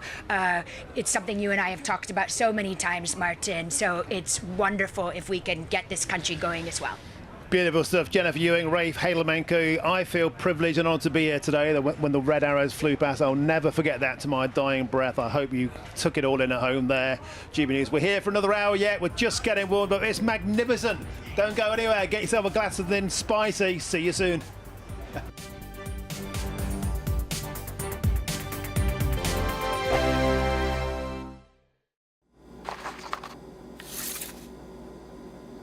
Crash Law 24 sponsors GB News Traffic and Travel Report. Good afternoon, this is the latest AI travel news from GBNews.com. Disruption on the A720 westbound between Miller Hill and Sheriff Hall is causing delays due to a broken down vehicle. On the M3, one lane is closed at the eastbound exit, Junction 3 in Surrey. The M62 eastbound faces a lane closure and 30-minute delays between junctions 19 and 20. The A446 northbound in Warwickshire reports congestion. Please approach all mentioned routes with caution. And on the trains, expect disruption between Exeter St David's and Newton Abbot, and delays from St Helens Central to Liverpool Lime Street. For more travel news, go to gbnews.com. Crash Law 24 sponsors GB News Traffic and Travel Report. It's our biggest Great British giveaway to date. You could be driving away with this brand new Benamar Primera motorhome. This 4-berth home from home comes complete with integrated kitchen and bathroom areas and has all of the tech you'd expect from the latest 2025 model. We'll also give you an incredible £30,000 in tax-free cash to make sure that any adventures you take in your new motorhome are taken in style. For a chance to win, text WIN to 63225. One entry costs £2.50 plus one standard network rate message, or text BONUS to 63225. 5 entries cost £5 plus one standard network rate message. Go to gbnews.com/win. Entries start at £2.50. Call 0903 686 3232. Calls cost £2.50 plus your network access charge. Or post your name and number to GB16 PO Box 8690 Derby DE1 9TT. UK only. Entrance must be 18 or over. Lines close at 4 p.m. on the 31st of October. Please check the closing time if listening or watching on demand. Welcome back to Britain's Newsroom with Andrew and Beth. Hello everyone, Patrick Christie is here. I'm Michelle Duke, Britain's News Channel. Access the stories that matter to you. Take the GB News family with you on any device. And as long as you have an internet connection, tune in to GB News anywhere on the planet or beyond. GB News, the People's Channel, Britain's News Channel. Mornings don't have to be tiresome, especially if you have the right company. Wake up to news as it happens, opinion and debate, and of course, a little bit of entertainment too. Because when the kettle's on, we're on.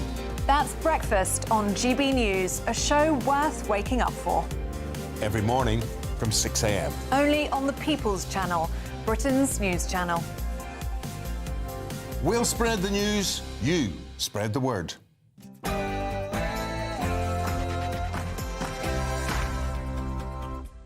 Very, very good afternoon to you. It's 5 p.m. and welcome to this very, very special edition of the Martin Daubney Show here on GB News. We're broadcasting live from the historic site of Windsor Castle, of course, as US President Donald Trump partakes in his second historic state visit. And here's what's coming up on this magnificent show today. Of course, it is US President Donald Trump's second state visit, and it's well underway. A military ceremony, a red arrows fly past that made the hairs on our necks stand up probably for the next month, and a carriage procession through Windsor like never seen before. The King and the Queen by his side, and a full ceremonial welcome from the Prime Minister and also Lady Starmer. It was a beautiful sight to behold. It genuinely was, and we'll bring you right up to date on this historic visit throughout the rest of the show. However, not everyone has been so welcoming of Mr. Donald Trump, as overnight protesters beamed an image of Donald Trump alongside the paedophile Jeffrey Epstein onto Windsor Castle on the walls right behind us here. And there are also further protests taking place as we speak in central London. We'll be there live for this, and that's all coming up in your next hour.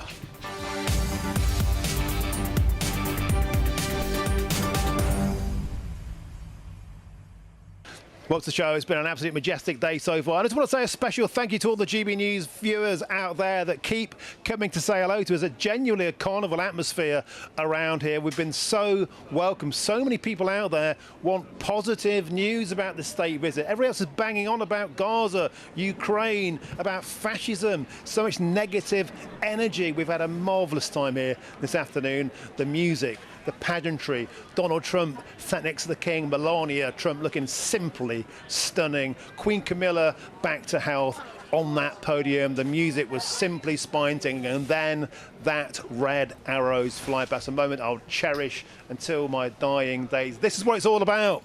The special relationship, very much reinvigorated. This is just the opening course, of course, because a state banquet awaits Donald Trump later on. I'm joined here in Windsor by Rafe Hadelman-Q and Jennifer Ewing. We'll have expert analysis throughout the rest of this hour. We're excited, hope you are too, and we've got the best seat in the house. Look at that behind us. That's the gateway into Windsor Castle. I think all of our media allies and competitors, they're a bit upset. Anyway, that's enough for me. You can get in touch usual ways, gbviews at gbnews.com. But first of all, here's your headlines, and it's Katie Bowen.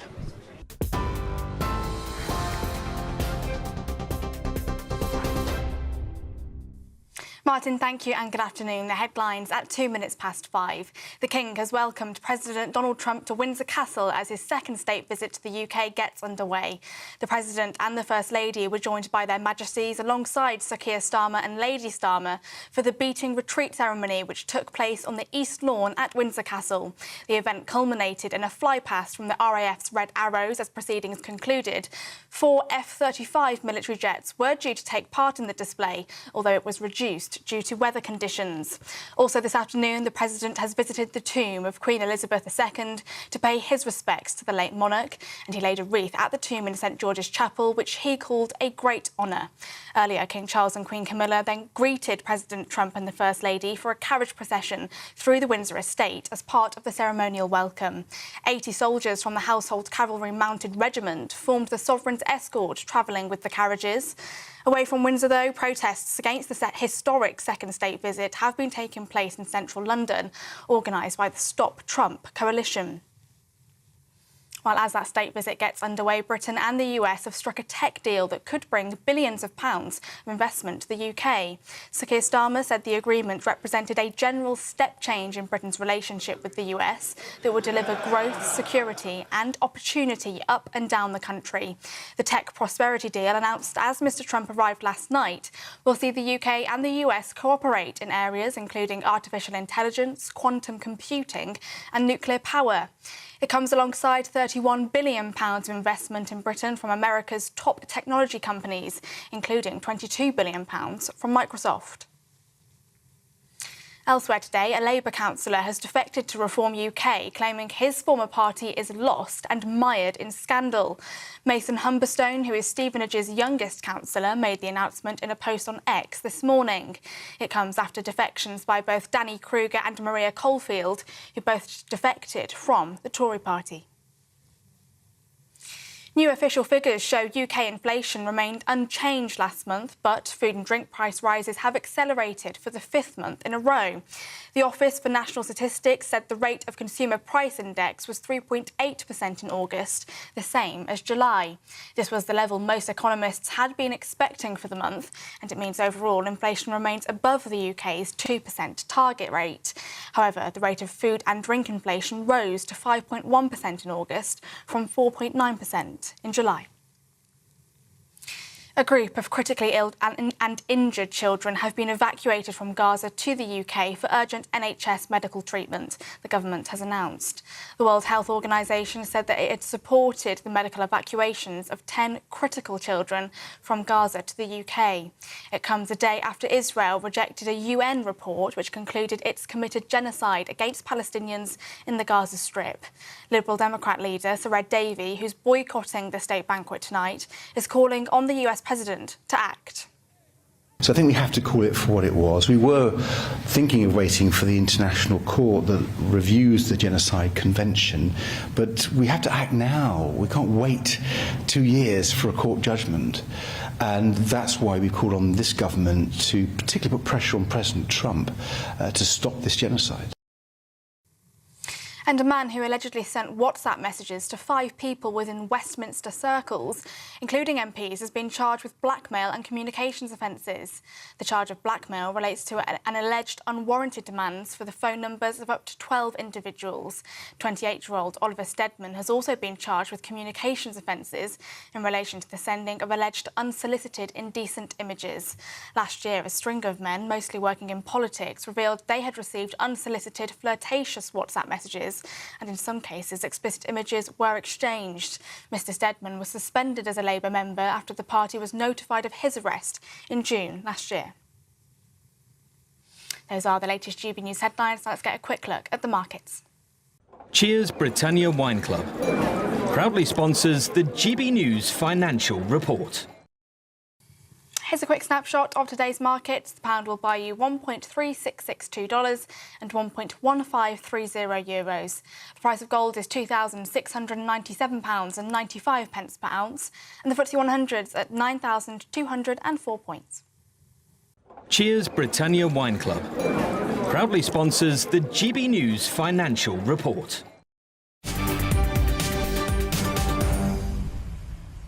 Thank you, Katie, and welcome back to this majestic site here at Windsor Castle.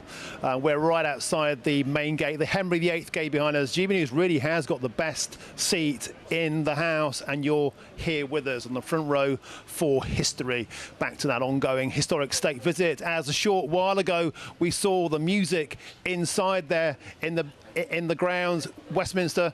We saw the music in the grounds, and we saw, of course, that historic Red Arrows fly past. It flew right over our heads here at Windsor Castle, while King Charles, Donald Trump and the Prime Minister and his wife Lady Stormer were also in attendance for a full bells and whistles military ceremony. And truly, what a sight it was. It was a sight that I certainly will never forget. And let's join now GB News' world correspondent Cameron Walker. Cameron, you're inside the grounds there at the castle. Those Red Arrows flew right over our heads. What a moment, and what a cherry on the cake of what's been a truly sensational day in transatlantic pageantry.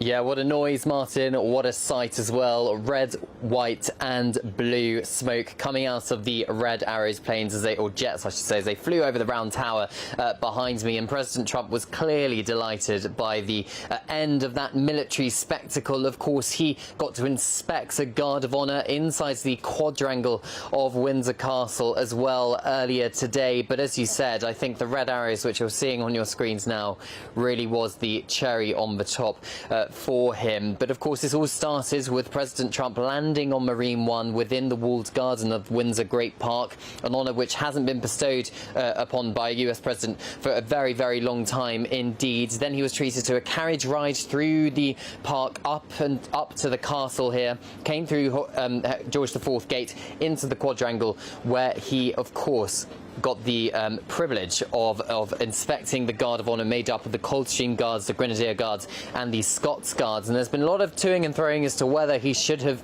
walked in front of King Charles. Well, it was pretty obvious that King Charles was inviting the President of the United States to walk in front of him to inspect the Guard of Honour. He was heavily criticised back in 2019 when he walked in front of Queen Elizabeth II. But it appears to be protocol, because not only did President Trump walk in front of King Charles just a couple of months, sorry, President Macron even walk in front of King Charles just a couple of months ago during the French state visit, there was a clear gap between them this afternoon, between President Trump out in front and King Charles slightly behind, which suggests to me, from a visual point of view, King Charles was very, very keen indeed to make sure that that kind of criticism didn't come President Trump's way, because it wasn't warranted, because that is the protocol. But I actually spent time with President Trump inside St George's Chapel just about an hour and a half ago, and you can see he spent time with all of the choristers. They delivered they sang a song to him, a choral number, which President Trump appeared somewhat interested in. I think he was more interested in actually speaking to the choristers themselves. And then he was shown the choir stalls here inside St George's Chapel, and of course paid his respects to the late Queen and her tomb, which is inside that chapel there. So a full day of pomp and pageantry. Absolutely magnificent stuff. And may I say again, Melania Trump looking just simply sensational on that trademark now low, wide-brimmed hat, I believe there by Ralph Lauren. Simply sensational. And those choir boys and girls, they'll never forget that moment. Thank you, Karen Walker. Legendary performance today. It really, truly has been. Thank you very, very much indeed. Now let's get the political side of the state visits under the microscope now. And I'm joined by my next guest. That's the political commentator and the podcaster, Eric McElroy. Eric, welcome to the show. A pleasure to have your company. An historic second state visit for Donald Trump. The pomp and the pageantry is out of the way. And next we turn to the politics. We turn to the business. Do you think anything good is going to come of this, or do you only see a downside? Well, obviously, I hope so. I'm a dual US-UK citizen, so I want to see things and relationships go. It's like keeping things good and healthy within the family. I know you've said it's historic a number of times. I don't know if this is history's first time that a convicted felon has had a state dinner with British royalty, but that's something for the history books as well. But, you know, we hope this works. We know that Trump likes these kind of things. He likes this sort of eye candy. He likes being given gifts, given attention, and hopefully it keeps the UK on the right side of his temper, because we know that once something goes wrong, he'll raise tariffs like he has on Brazil because he's unhappy with their courts and democratic processes there, or he gets upset with India because they haven't nominated him for the Nobel Peace Prize. So, you know, buyer beware. We hopefully the energy from this lasts long enough to see us through the rest of his term. Eric McElroy, do you think it's time to take a day off from this sort of stuff? Talking about him being a felon and the fact that he's certainly going to turn bad in a moment. Can't you just enjoy the ringside seat? This is beautiful. It is nice, but you have to question, why is it being given to Trump? Why is he so special that he's deserved a second state visit? And it isn't the legacy that he's built so far in his second administration. It's because we're worried about what he's going to do, and it's helped. I mean, I think Keir Starmer has gotten, one of the areas where he's gotten praise is in managing this relationship, keeping us on the lower end of the tariff trail, because that's what this is about. This is meant to be a trade mission. This is meant to be about the relationship between the two countries, and this is what it takes, is to pander to Trump's ego to make sure that he's happy for a little while. But if we've got £31 billion of tech money coming in from the United States, we've got an industrial base being built across the Atlantic, Microsoft, Nvidia, Google, OpenAI, seeing Britain as an ally, as a turning point. Why on earth are you moaning about Trump and his personality? This is great for the future of our nation, financially and politically. Yeah, I think, well, I'll let up on the political talk when Trump does, and he never gives a chance to let things slide. But I think, I mean, those are obviously good things. We want relationships to be strong. We want the economies to grow. I know the Americans are interested in the economy doing well, and he promised to be bringing down inflation. He promised to be creating more jobs and opportunities, but unemployment is up, inflation is up, and the tariffs overall globally have not been a success for the United States. So, you know, those are good things that are coming to the UK. I'm happy for those things. I wonder sometimes why it takes this to do it. And is it just to basically manage his tender ego? I wonder, Eric McElroy, if Donald Trump could end global famine, if he could bring peace to the world, cure malaria, cure cancer, and you'd probably still complain. Eric McElroy, a pleasure to have you on the show. It sincerely was. Thank you very, very much indeed. Really is a pleasure. Now, let's move on now to some domestic politics, because I'm going back to Westminster to our top man, GB News political editor Chris Hope. Chris, you've got a big exclusive for us. There's been a defection today from the Labour Party to Reform. Over to you. That's right, Martin. Away from all the baubles and all the fun of Windsor, it's quite interesting politically here. We've got, for the first time ever, a democratically elected politician, an elected politician in England, has defected from Labour Party to Reform UK. He's called Mason Humberstone, and he's a councillor in Stevenage, and he joins me now.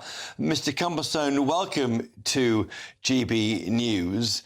Why have you jumped ship? Chris, it's a very simple one, really. I think I'm a traditional working class lad.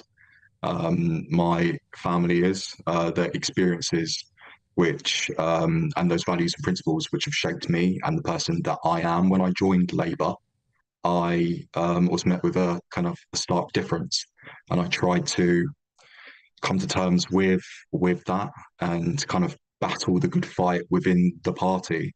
But at the end of the day, I have to be able to look myself in the mirror and know that I've done right by my family, my residents, and the wider community and the country.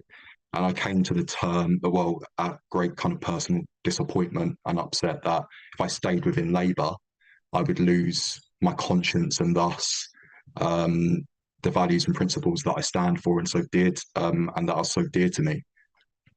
You can see there also on our screens now how Reform UK are trumpeting your defection. But I've got to ask you, you're leaving a party with 399 Labour MPs in Parliament. You're joining one with just 5. That number could increase during Parliament, but they're tiny. I mean, how can they make the change? Surely Labour can make the change. They've got all the MPs. They've got the power. No, well, the problem is that they're not making that change. And they're leaving so many of my residents and ordinary people across the country behind. And we need politics on the centre-left and right. Both main political parties have successively failed the United Kingdom for decades. And I've come to that stark reality, and it's disappointing. It upsets me because they've had a massive general election, and what have they done? They've been mired in scandal. They have no vision. And they've let so many people down, and it's going to get worse. And I can't stand by, and I can't stomach that. So I know that it is of great personal risk to me, but I had to do the right thing, and I had to move. And I'm looking forward to supporting that overall movement and mission to ensure that we can get some real change done. Yeah, Mr. Humberstone, your defection has not gone down well locally with Labour. The local Labour MP for Stevenage, Kevin Bonavia, he says that Reform, your new party, thrives on fear and division and has no practical solutions to our country's future. How do you respond to that? I'm not surprised that they've said that. I've tried to keep the high ground. I'm not going to get involved in the vitriol and the smearing and the slander, because that's what they've done, and that's not how I do politics. That's not how, from what I've seen, from all the love and support that I've received from so many millions of people up and down this country that support change, support reform, have been nothing but welcoming. I think at the end of the day, I'm disappointed that they've went down that road. Well, Well, if I may, so when you were elected as a councillor for Old Town in Stevenage in 2023 as a Labour candidate, surely now you've gone to Reform UK. That is a complete jump across the ideological divide. Should you put yourself up for a by-election locally to give voters in Stevenage a chance to understand and decide whether they want a Reform UK councillor, not a Labour one? So the reality is, I've not just jumped ship after a 4-year kind of win, and I've got years left. I'm up for election in a few months. My belief system has not changed. Why waste tens of thousands of taxpayer money when I'm up for election relatively soon? And my residents will have the opportunity to put to go to the voting booths and to decide if they would like to re-elect me as their local representative. And I look forward to that battle. I look forward to making a strong case for representing them. Well, thank you, Mr. Hampton. Well, let's see how those huge local elections go in May next year. I've got to ask you one final question. Will other Labour councillors join you and jump towards Reform UK? Are you the first, or are you the only one, or the first of many? Well, as I said, it's been a lot. It's been overwhelming, and I know that there's a lot of colleagues that are sad to see me go, but a lot of colleagues share the same view, and I'm looking forward to seeing what's going to happen, and I will support them in any way that I can. My DMs are open, my email is open. They can give me a call, and I'll support them to join the movement that's going to change our great nation. OK, so you're saying more to come, more to come? More to come. Mason Humberstone, thank you for joining us there. He's the newest Reform UK councillor, of course, in Stevenage. Martin. Well, thank you, Chris. So a lot of people have been criticising the Reform Party, saying it's starting to feel like a Tory club. Well, here we go, the first Labour crossover there. Chris Hope, superb as ever. The interview they all wanted, we got it on the day. Best in the business. Now, coming up next, I'll be speaking with the Tory London Assembly member after London Mayor Sadiq Khan has hit out at US President Donald Trump over his state visit to Britain, over his apparent encouragement of the far right across the globe. Even today, it's all about the far right.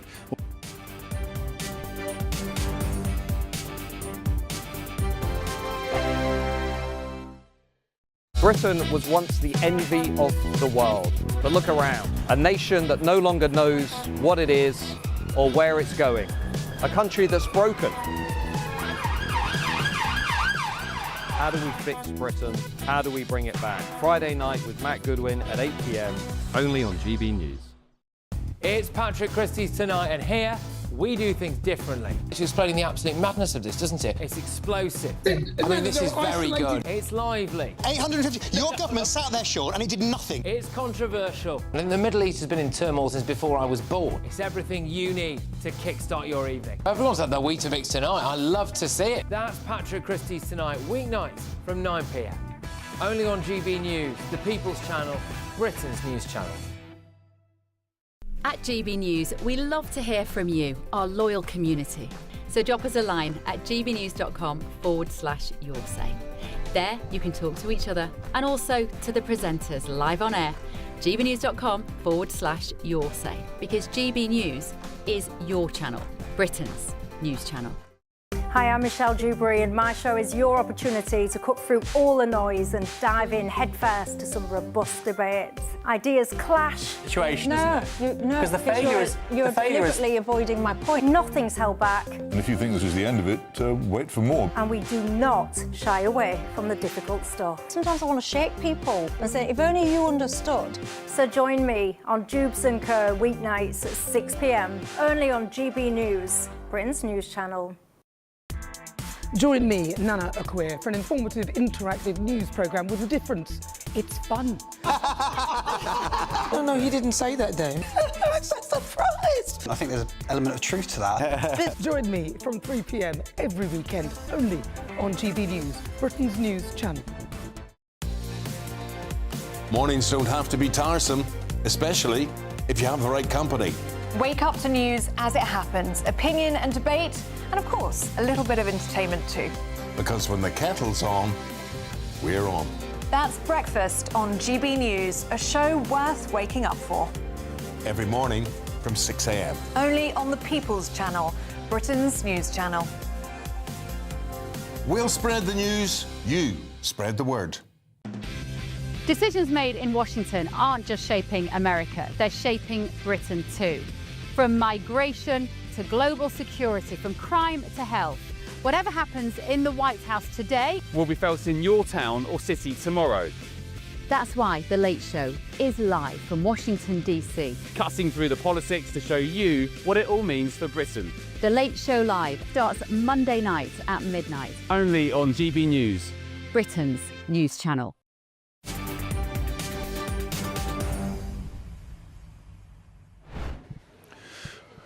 Welcome back to the show here. Join me, Martin Daubney in Windsor. Got some breaking news for you now, and it's this. The Home Secretary, Shabana Mahmood, has branded efforts to stall the partial returns deal as intolerable and vows to appeal yesterday's court decision. Now, this comes, of course, as the Home Office confirms that for a third successive day, 0 migrants left for France.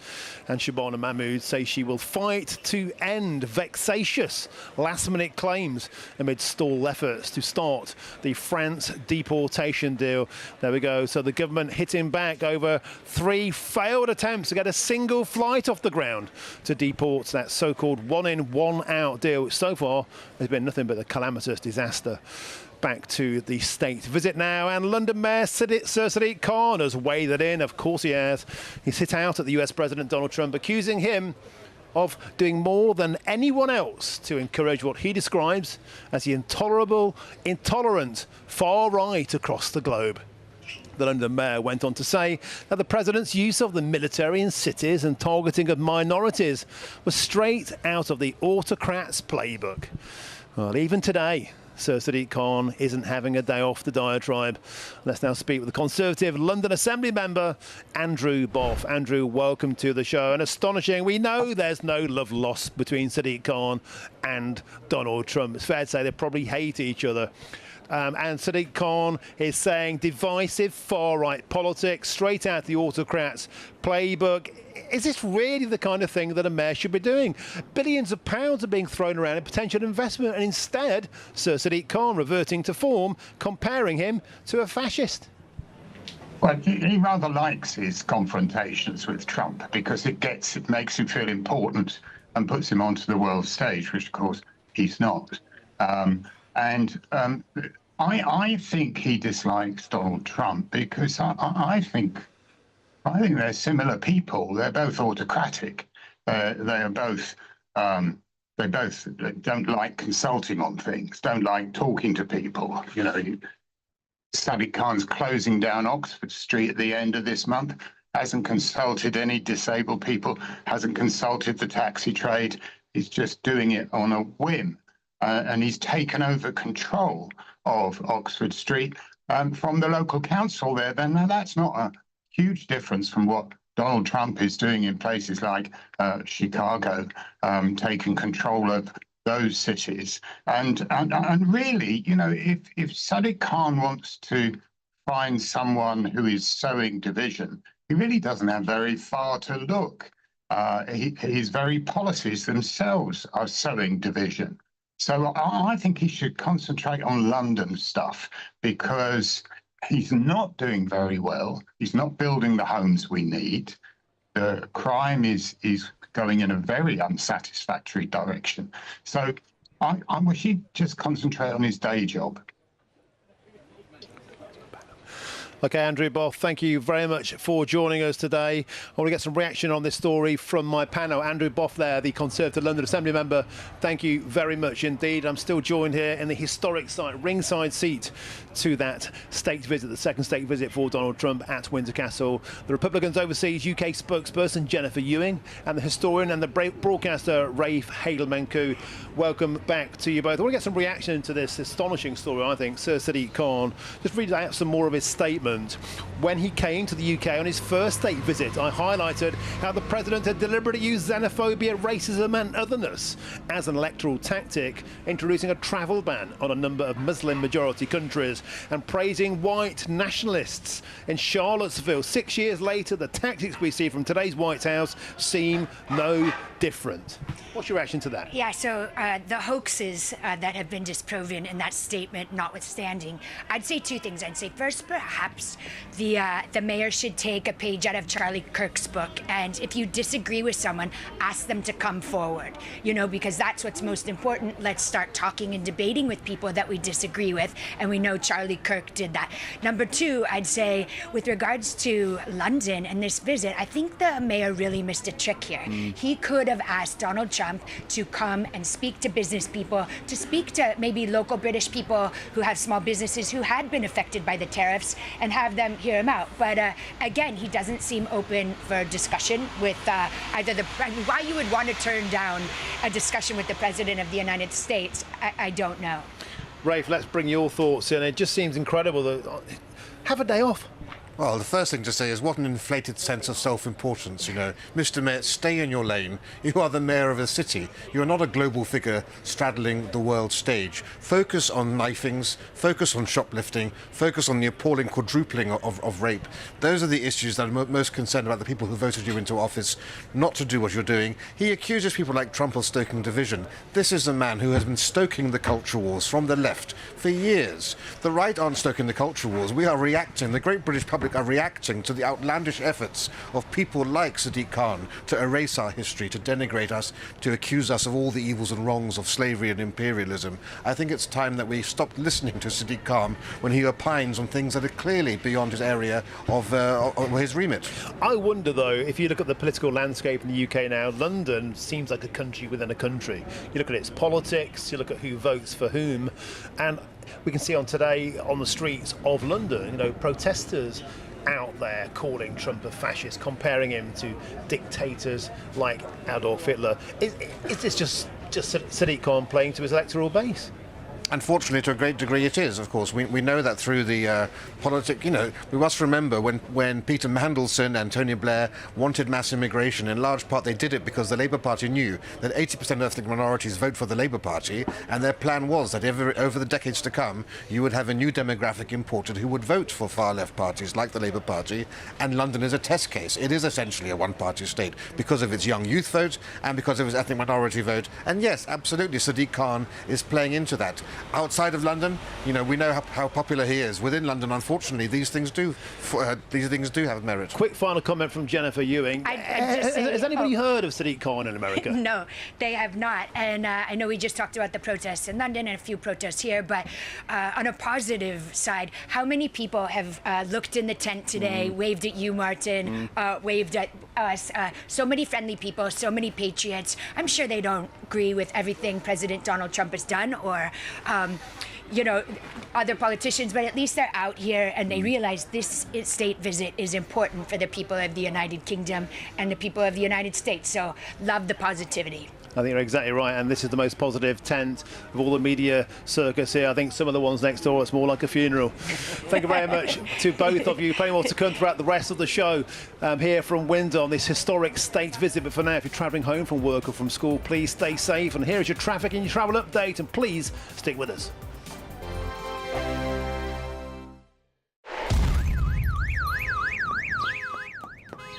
Crash Law 24 sponsors GB News Traffic and Travel Report. Good afternoon. This is the latest AI travel news from gbnews.com. Road users should exercise caution on the A87 Skye Bridge due to high winds. Expect 60-minute delays on the M62 westbound between junctions 24 and 23 as 2 lanes are closed. In Rochdale, the M62 eastbound between junctions 19 and 20 has a 40-minute delay due to a collision with 1 lane closed. Congestion on the A46 northbound between the A452 and the A45 causes 10-minute delays. On the trains, Cross Country and Great Western Railway are experiencing major disruptions between Exeter, St David's and Newton Abbot. For more travel news, go to gbnews.com. Crash Law 24 sponsors GB News Traffic and Travel Report.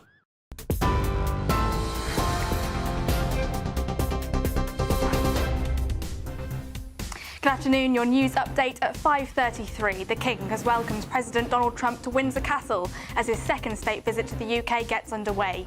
The President and First Lady were joined by their Majesties alongside Sir Keir Starmer and Lady Starmer for the Beating Retreat ceremony, which took place on the East Lawn at Windsor Castle. And more breaking news in the last half hour. The Home Secretary has branded efforts to frustrate the partial migrant returns deal with France as intolerable and has vowed to appeal yesterday's court decision. The Home Office confirmed for a third day that no migrants left for France today. Elsewhere, a Labour councillor has defected to Reform UK, claiming his former party is lost and mired in scandal. Mason Humberstone, who is Stevenage's youngest councillor, made the announcement on a post on X this morning. UK inflation remained unchanged last month, but food and drink price rises have accelerated for the fifth month in a row, new official figures show. The rate of consumer price index was 3.8% in August, the same as July, the Office for National Statistics said.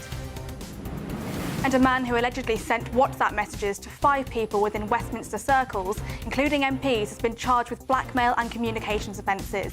28-year-old Oliver Steadman has also been charged with communications offences in relation to the sending of alleged unsolicited indecent images. Those are the headlines for now. More news at the top of the hour. Take the GB News family with you on any device. As long as you have an internet connection, tune into GB News anywhere on the planet or beyond.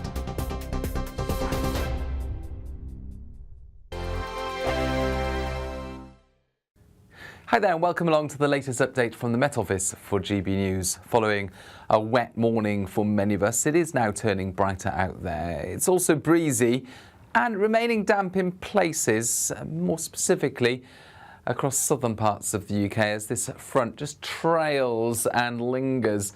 There's also a front moving into Orkney, bringing some rain as we go into the evening. That then pushes into Shetland. Further showers for the north and northwest of Scotland. Strong gusty winds increasing overnight with the risk of gales for exposed parts of northern and northwest Scotland. Breezy for all of us, and these areas of cloud and outbreaks of mostly light rain persisting across Wales and southern England. But in between there will be some clear skies. Here, temperatures dipping to 12 or 13 Celsius, but muggy in the south because of the large extent of cloud, low cloud as well, so a gloomy start here. Not so gloomy further north, but there will be frequent showers pushing into the Northern Isles as well as the north and northwest of Scotland, especially the northwest Highlands. 1 or 2 showers further south, but for the central belt into southern Scotland, Northern Ireland, northern England, these are the areas expecting to see brighter skies as we begin on Thursday, and plenty of dry weather, but still breezy, and it's certainly going to be cloudy across Wales, the Midlands, East Anglia and the south of England. Lots of low cloud for southwestern parts with mist and murk near hills and coasts. Now through the day, the cloud and rain in the south will drift north to affect Northern Ireland, Northern England and southern Scotland by the afternoon, so a reversal of fortunes here, whilst it does turn a touch brighter further south, with temperatures faring well up to 23 or 24 Celsius. The far north of Scotland stays breezy, but it's going to remain bright here, and indeed that's the case going into Thursday evening. Clear skies persisting across the north of Scotland, just a few showers. Meanwhile, a lot of rain pushes into northern England, southern and central Scotland, Northern Ireland. Now into the weekend, there'll be some very wet weather in places, but that's going to oscillate through the days ahead. Westminster's full of talk, but out here, it's the real world. Am I allowed to talk now? No, that's it. This is where it matters, real people and real lives. That's what politics is all about. The fact is Trump made a good start, no. Straight answers, no spin, and just a couple of pints. How many fingers have I got up? About 10. So join me for Lee Anderson's Real World every Friday at 7 p.m. only on GB News. The People's Channel, Britain's news channel. You want to know what's really going on in the corridors of power? Labour don't know what to do with you half the time, and that makes you quite lethal in the chamber. Get behind the headlines with Chopper's Political Podcast. Join me, Christopher Hope, as I sit down with the great and the good of British politics. We'll see where this ruling takes us. These are the stories shaping our nation. Chopper's Political Podcast, available now on all platforms. Listen in and stay ahead.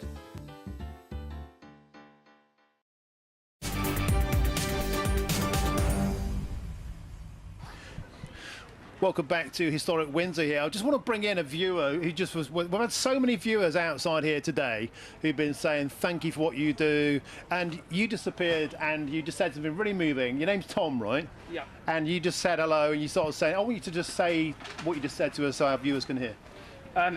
Yeah, I just wanted to say thank you so much for speaking truth, as Charlie Kirk did. And I feel it's difficult because I don't want to speak hatred. And I just want the news channels in this country to speak truth. Because I'm worried that the news that we've got, like the ITV and BBC, they played a part of killing Charlie Kirk. Well, they will doubt that. I hear what you're saying, but thanks for coming in. Thank you very much indeed for being so positive. And just tell us, are you looking forward? Do you think there's an optimistic air? We're seeing like flags go up across Britain.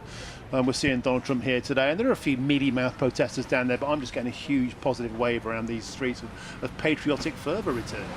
Yeah, you talk about fervour. I think that we're seeing a revival happening of people turning back to Jesus, and I think that's what Charlie would have wanted.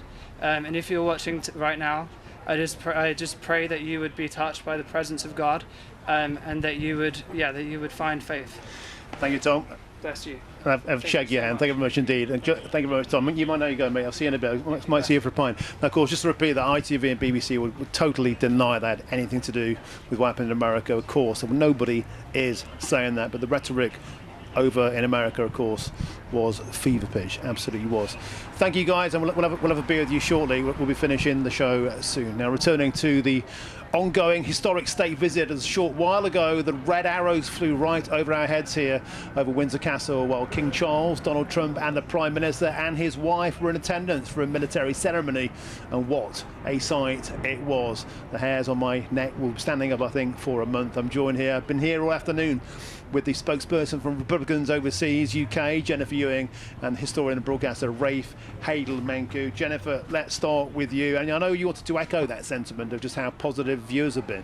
Yeah, absolutely. I mean, people have poked their head into the tents, complimented GB News for being a very patriotic channel. And, Tom, the gentleman who just came in, is not wrong in that a lot of the news you hear, you would think that there are no fans of the state visit. And yet, actually, there are. I mean, there's flags flying all over the place. We have seen so many people, I guess you'd call it the silent majority, that kind of have awoken and are excited about getting, we see mega hats these days, which is Make England Great Again. And I don't think that means anybody's racist or misogynist or anything. I think they just want to take pride in their country again, and they're excited. And we can look at the business opportunities and how it's going to make a lot of these cities, perhaps, that have not been growing as much as London has. It's just going to be great for this country. So again, thank you to all of the viewers out there. They've been waving in all day, and the positivity is just so nice to see. And as you notice, Martin, a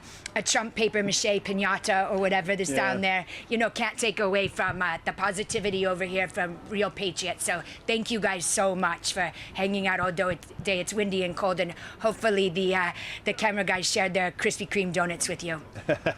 Rafe Hadel-Menku, you're also saying that often you get approached by people just sort of saying thank you, because I think people are now starting to realise they're not alone. It was the same during the Brexit years. It really was. It felt like there were so few people on media outlets. In fact, some of them, like myself and Michelle Dewberry, here we are now on GB News. We've found our home, and I think our viewers are finding their home. You found your home amongst us. We consider you like a real friend of the channel, and you're often stopped by people out and about who say thank you for speaking out for them. Every day, at least one or two people will stop and say thank you. Oftentimes, people have a tear in their eye after I start talking to them, because they say we felt alone till we discovered places like GB News. Thank you for speaking out. And for too long, I think, the great British public have been afraid of speaking out, afraid of putting their head above the parapets, for fear of being called racist, for fear of being called a far-right thug. Well, that just won't wash anymore. Those slurs have no currency anymore. The English people, the British people, have finally found their voice, and they're using that voice. else. I wonder, I mean, there's some majestic things to say, and I have to be optimistic myself, have to be glass half full. There are a few people out there, of course, as you said, there's a papier-mâché Donald Trump. I might go and talk to one of them, because I want to stick around and get some comments for the Michelle Dewberry show. I might go and talk to some of these fellas in a minute. What makes you stand on the street for 3 hours, the papier-mâché Donald Trump shouting racist and comparing him to Adolf Hitler? I just don't understand it. We should probably try and get inside their mindset. But I wonder if today, the reality of today, the pomp, the pedantry probably will be lost on a lot of the people. There's an anti-monarchy protest as well in London, as well as an anti-Trump protest. But what you can't ignore is billions and billions of dollars worth of industry coming into the country, into those, as you said earlier, I totally concur, those ravaged industrial heartlands that were forgotten when the mines went, when the shipyards went, when the steel mills went, never ever replaced. We have an opportunity to make Britain great again via Donald Trump. And these guys would rather that doesn't happen simply because it's Donald Trump. That's precisely it. They can't appreciate the benefits that come with this. They're far more interested and concerned with actually screaming from the rooftops about their pet causes without any appreciation from the good that will come from this sort of a benefit. £15 billion, is it, of investment, or £30 billion? 31 billion quid. 31 billion of investments coming through. How that will change lives. How that could change probably their families' lives if they only were clever enough to think about the wider picture rather than focusing on the small idiotic culture wars that obviously obsess them so much. Absolutely, and again, since we were talking about the US and UK and similarities, it's just like our Vice President, J.D. Vance. He wrote that book, Hillbilly Elegy, back in 2016, before anybody really knew who he was, and he talked about, sort of the gutted out middle class and some of in America and some of these Appalachian towns, and so, there are a lot of similarities here, and it is, it's fantastic that, just as you said, Rafe, this will mean jobs for people. These are real world changes in people's lives, and I hope it does answer some of the questions of the protesters who have every right to protest. So, well, Jennifer Ewing, Rafe Halemanku have been magnificent today, absolutely magnificent. It's been a genuine pleasure. Thank you very much. But for now, we'll be discussing more of this state visit. Of course, it'll be a welcome distraction for the embattled Sir Keir Starmer. Would he welcome this? Tomorrow, of course, is when politics is back on the menu, business is back on the menu. But for now, if you're in search of some holiday sun, here's the forecast for some of the top European destinations.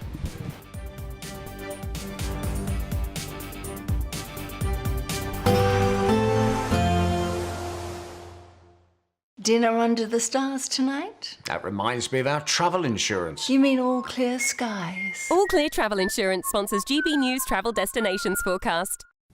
If you're thinking of avoiding the unsettled weather in the UK and heading overseas, you'll find very warm weather in Spain, across the Canaries, as well as Madeira, unusually warm for the time of year. Portugal likewise, but some showery rain affecting southern parts of Portugal. Meanwhile, plenty of sunshine through Spain into the Alps, much of Italy as well, turning hotter here over the next few days. Staying breezy for Greece, particularly the islands, but most places enjoying long spells of sunshine. All Clear Travel Insurance sponsors GB News travel destinations forecast.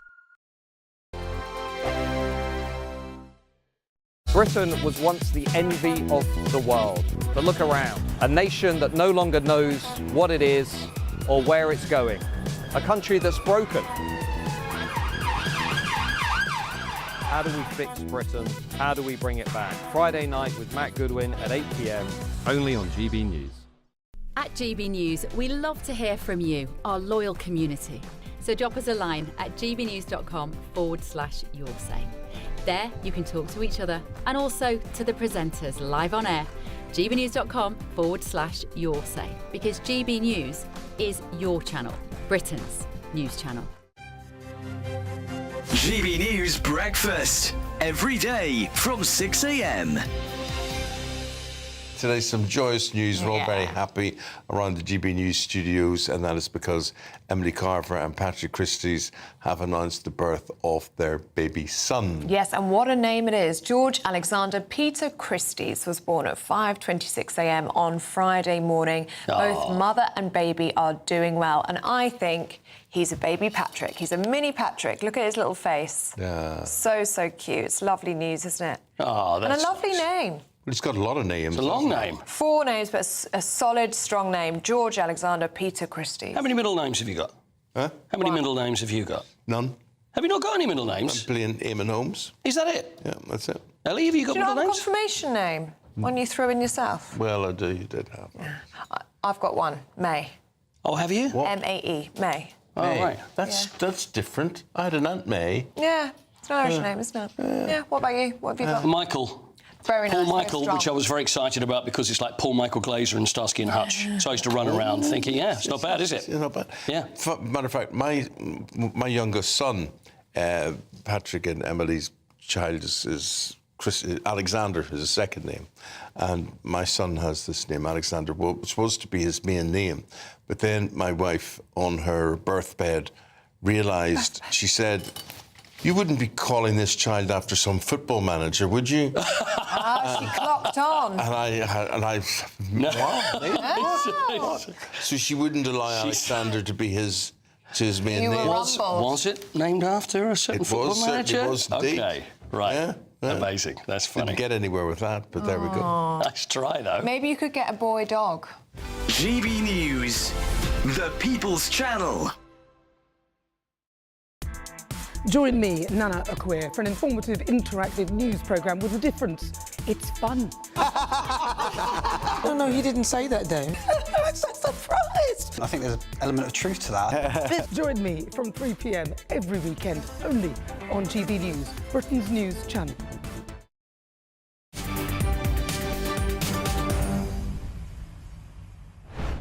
Welcome back to historic Windsor. Now, got some live pictures on your screen now. This is the protest. Pictures outside Parliament today. They've included pro-Gaza groups, Black Lives Matter, pro-environmental groups, and my favourite, of course, Remainers. Look, there are the flags. We've got a swastika with a line through it. You know, even after the assassination of Charlie Kirk, there's a swastika with a line through it on the streets outside Parliament. Apologies for that language. One of those flags in the corner there, an expletive towards Donald Trump. In fact, we had to put off it for that reason. You can see the type of mentality going on. Expletives towards Donald Trump, swastikas with lines through them, the ubiquitous Palestinian flag, the ubiquitous flag of Brussels. Not a positive thought amongst them. Let's bring in Nigel Nelson, GB News' senior political commentator, for some reaction to that, Nigel. You saw those pictures on the screen there. We had to come off them because the flags are drenched with expletives.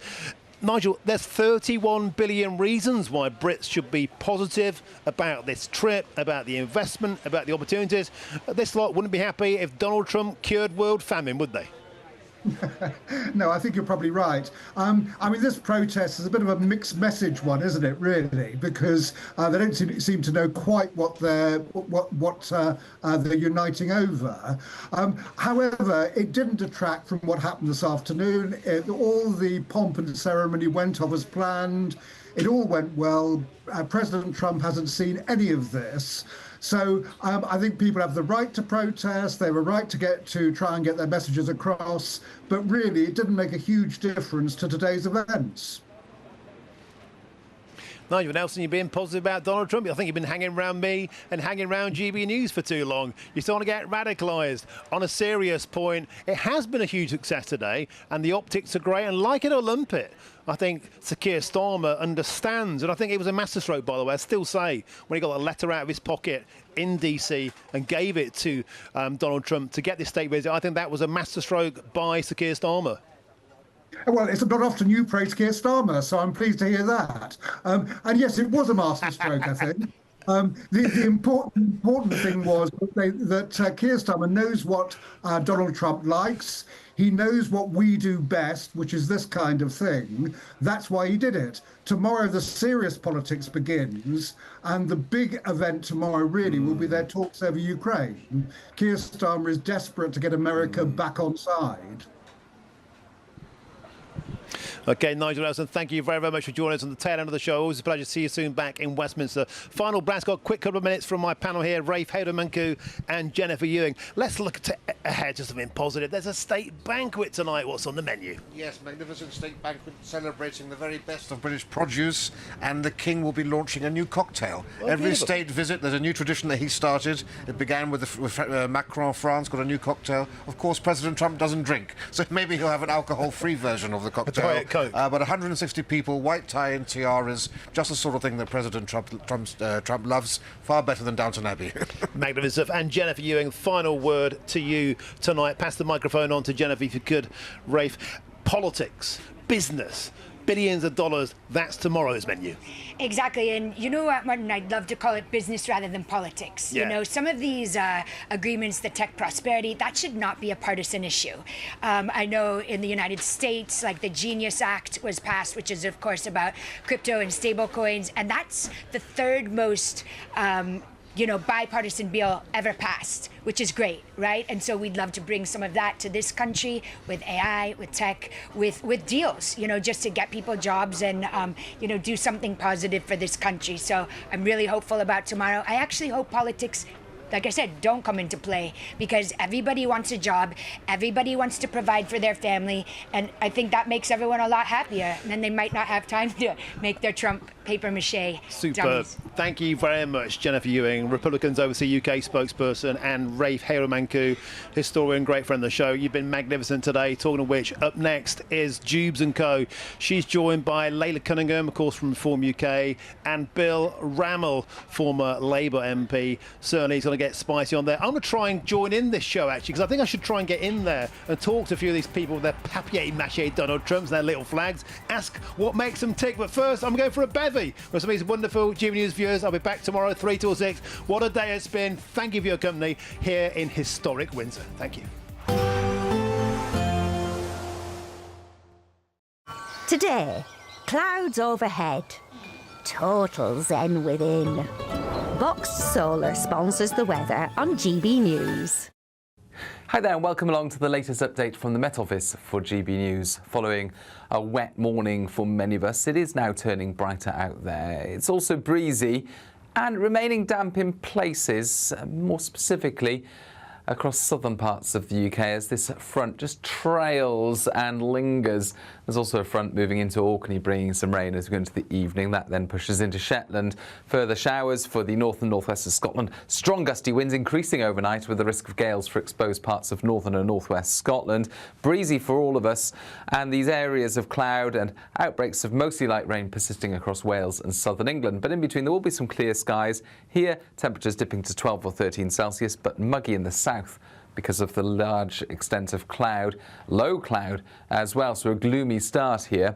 Not so gloomy further north, but there will be frequent showers pushing into the Northern Isles as well as the north and northwest of Scotland, especially the northwest Highlands. 1 or 2 showers further south, but for the central belt into southern Scotland, Northern Ireland, northern England, these are the areas expecting to see brighter skies as we begin on Thursday, and plenty of dry weather, but still breezy, and it's certainly going to be cloudy across Wales, the Midlands, East Anglia and the south of England. Lots of low cloud for southwestern parts with mist and murk near hills and coasts. Now through the day, the cloud and rain in the south will drift north to affect Northern Ireland, Northern England and southern Scotland by the afternoon, so a reversal of fortunes here, whilst it does turn a touch brighter further south, with temperatures faring well up to 23 or 24 Celsius. The far north of Scotland stays breezy, but it's going to remain bright here, and indeed that's the case going into Thursday evening. Clear skies persisting across the north of Scotland, just a few showers. Meanwhile, a lot of rain pushes into northern England, southern and central Scotland, Northern Ireland. Now into the weekend, there'll be some very wet weather in places, but that's going to oscillate through the days. Today, clouds overhead, total zen within. Boxed Solar sponsors the weather on GB News.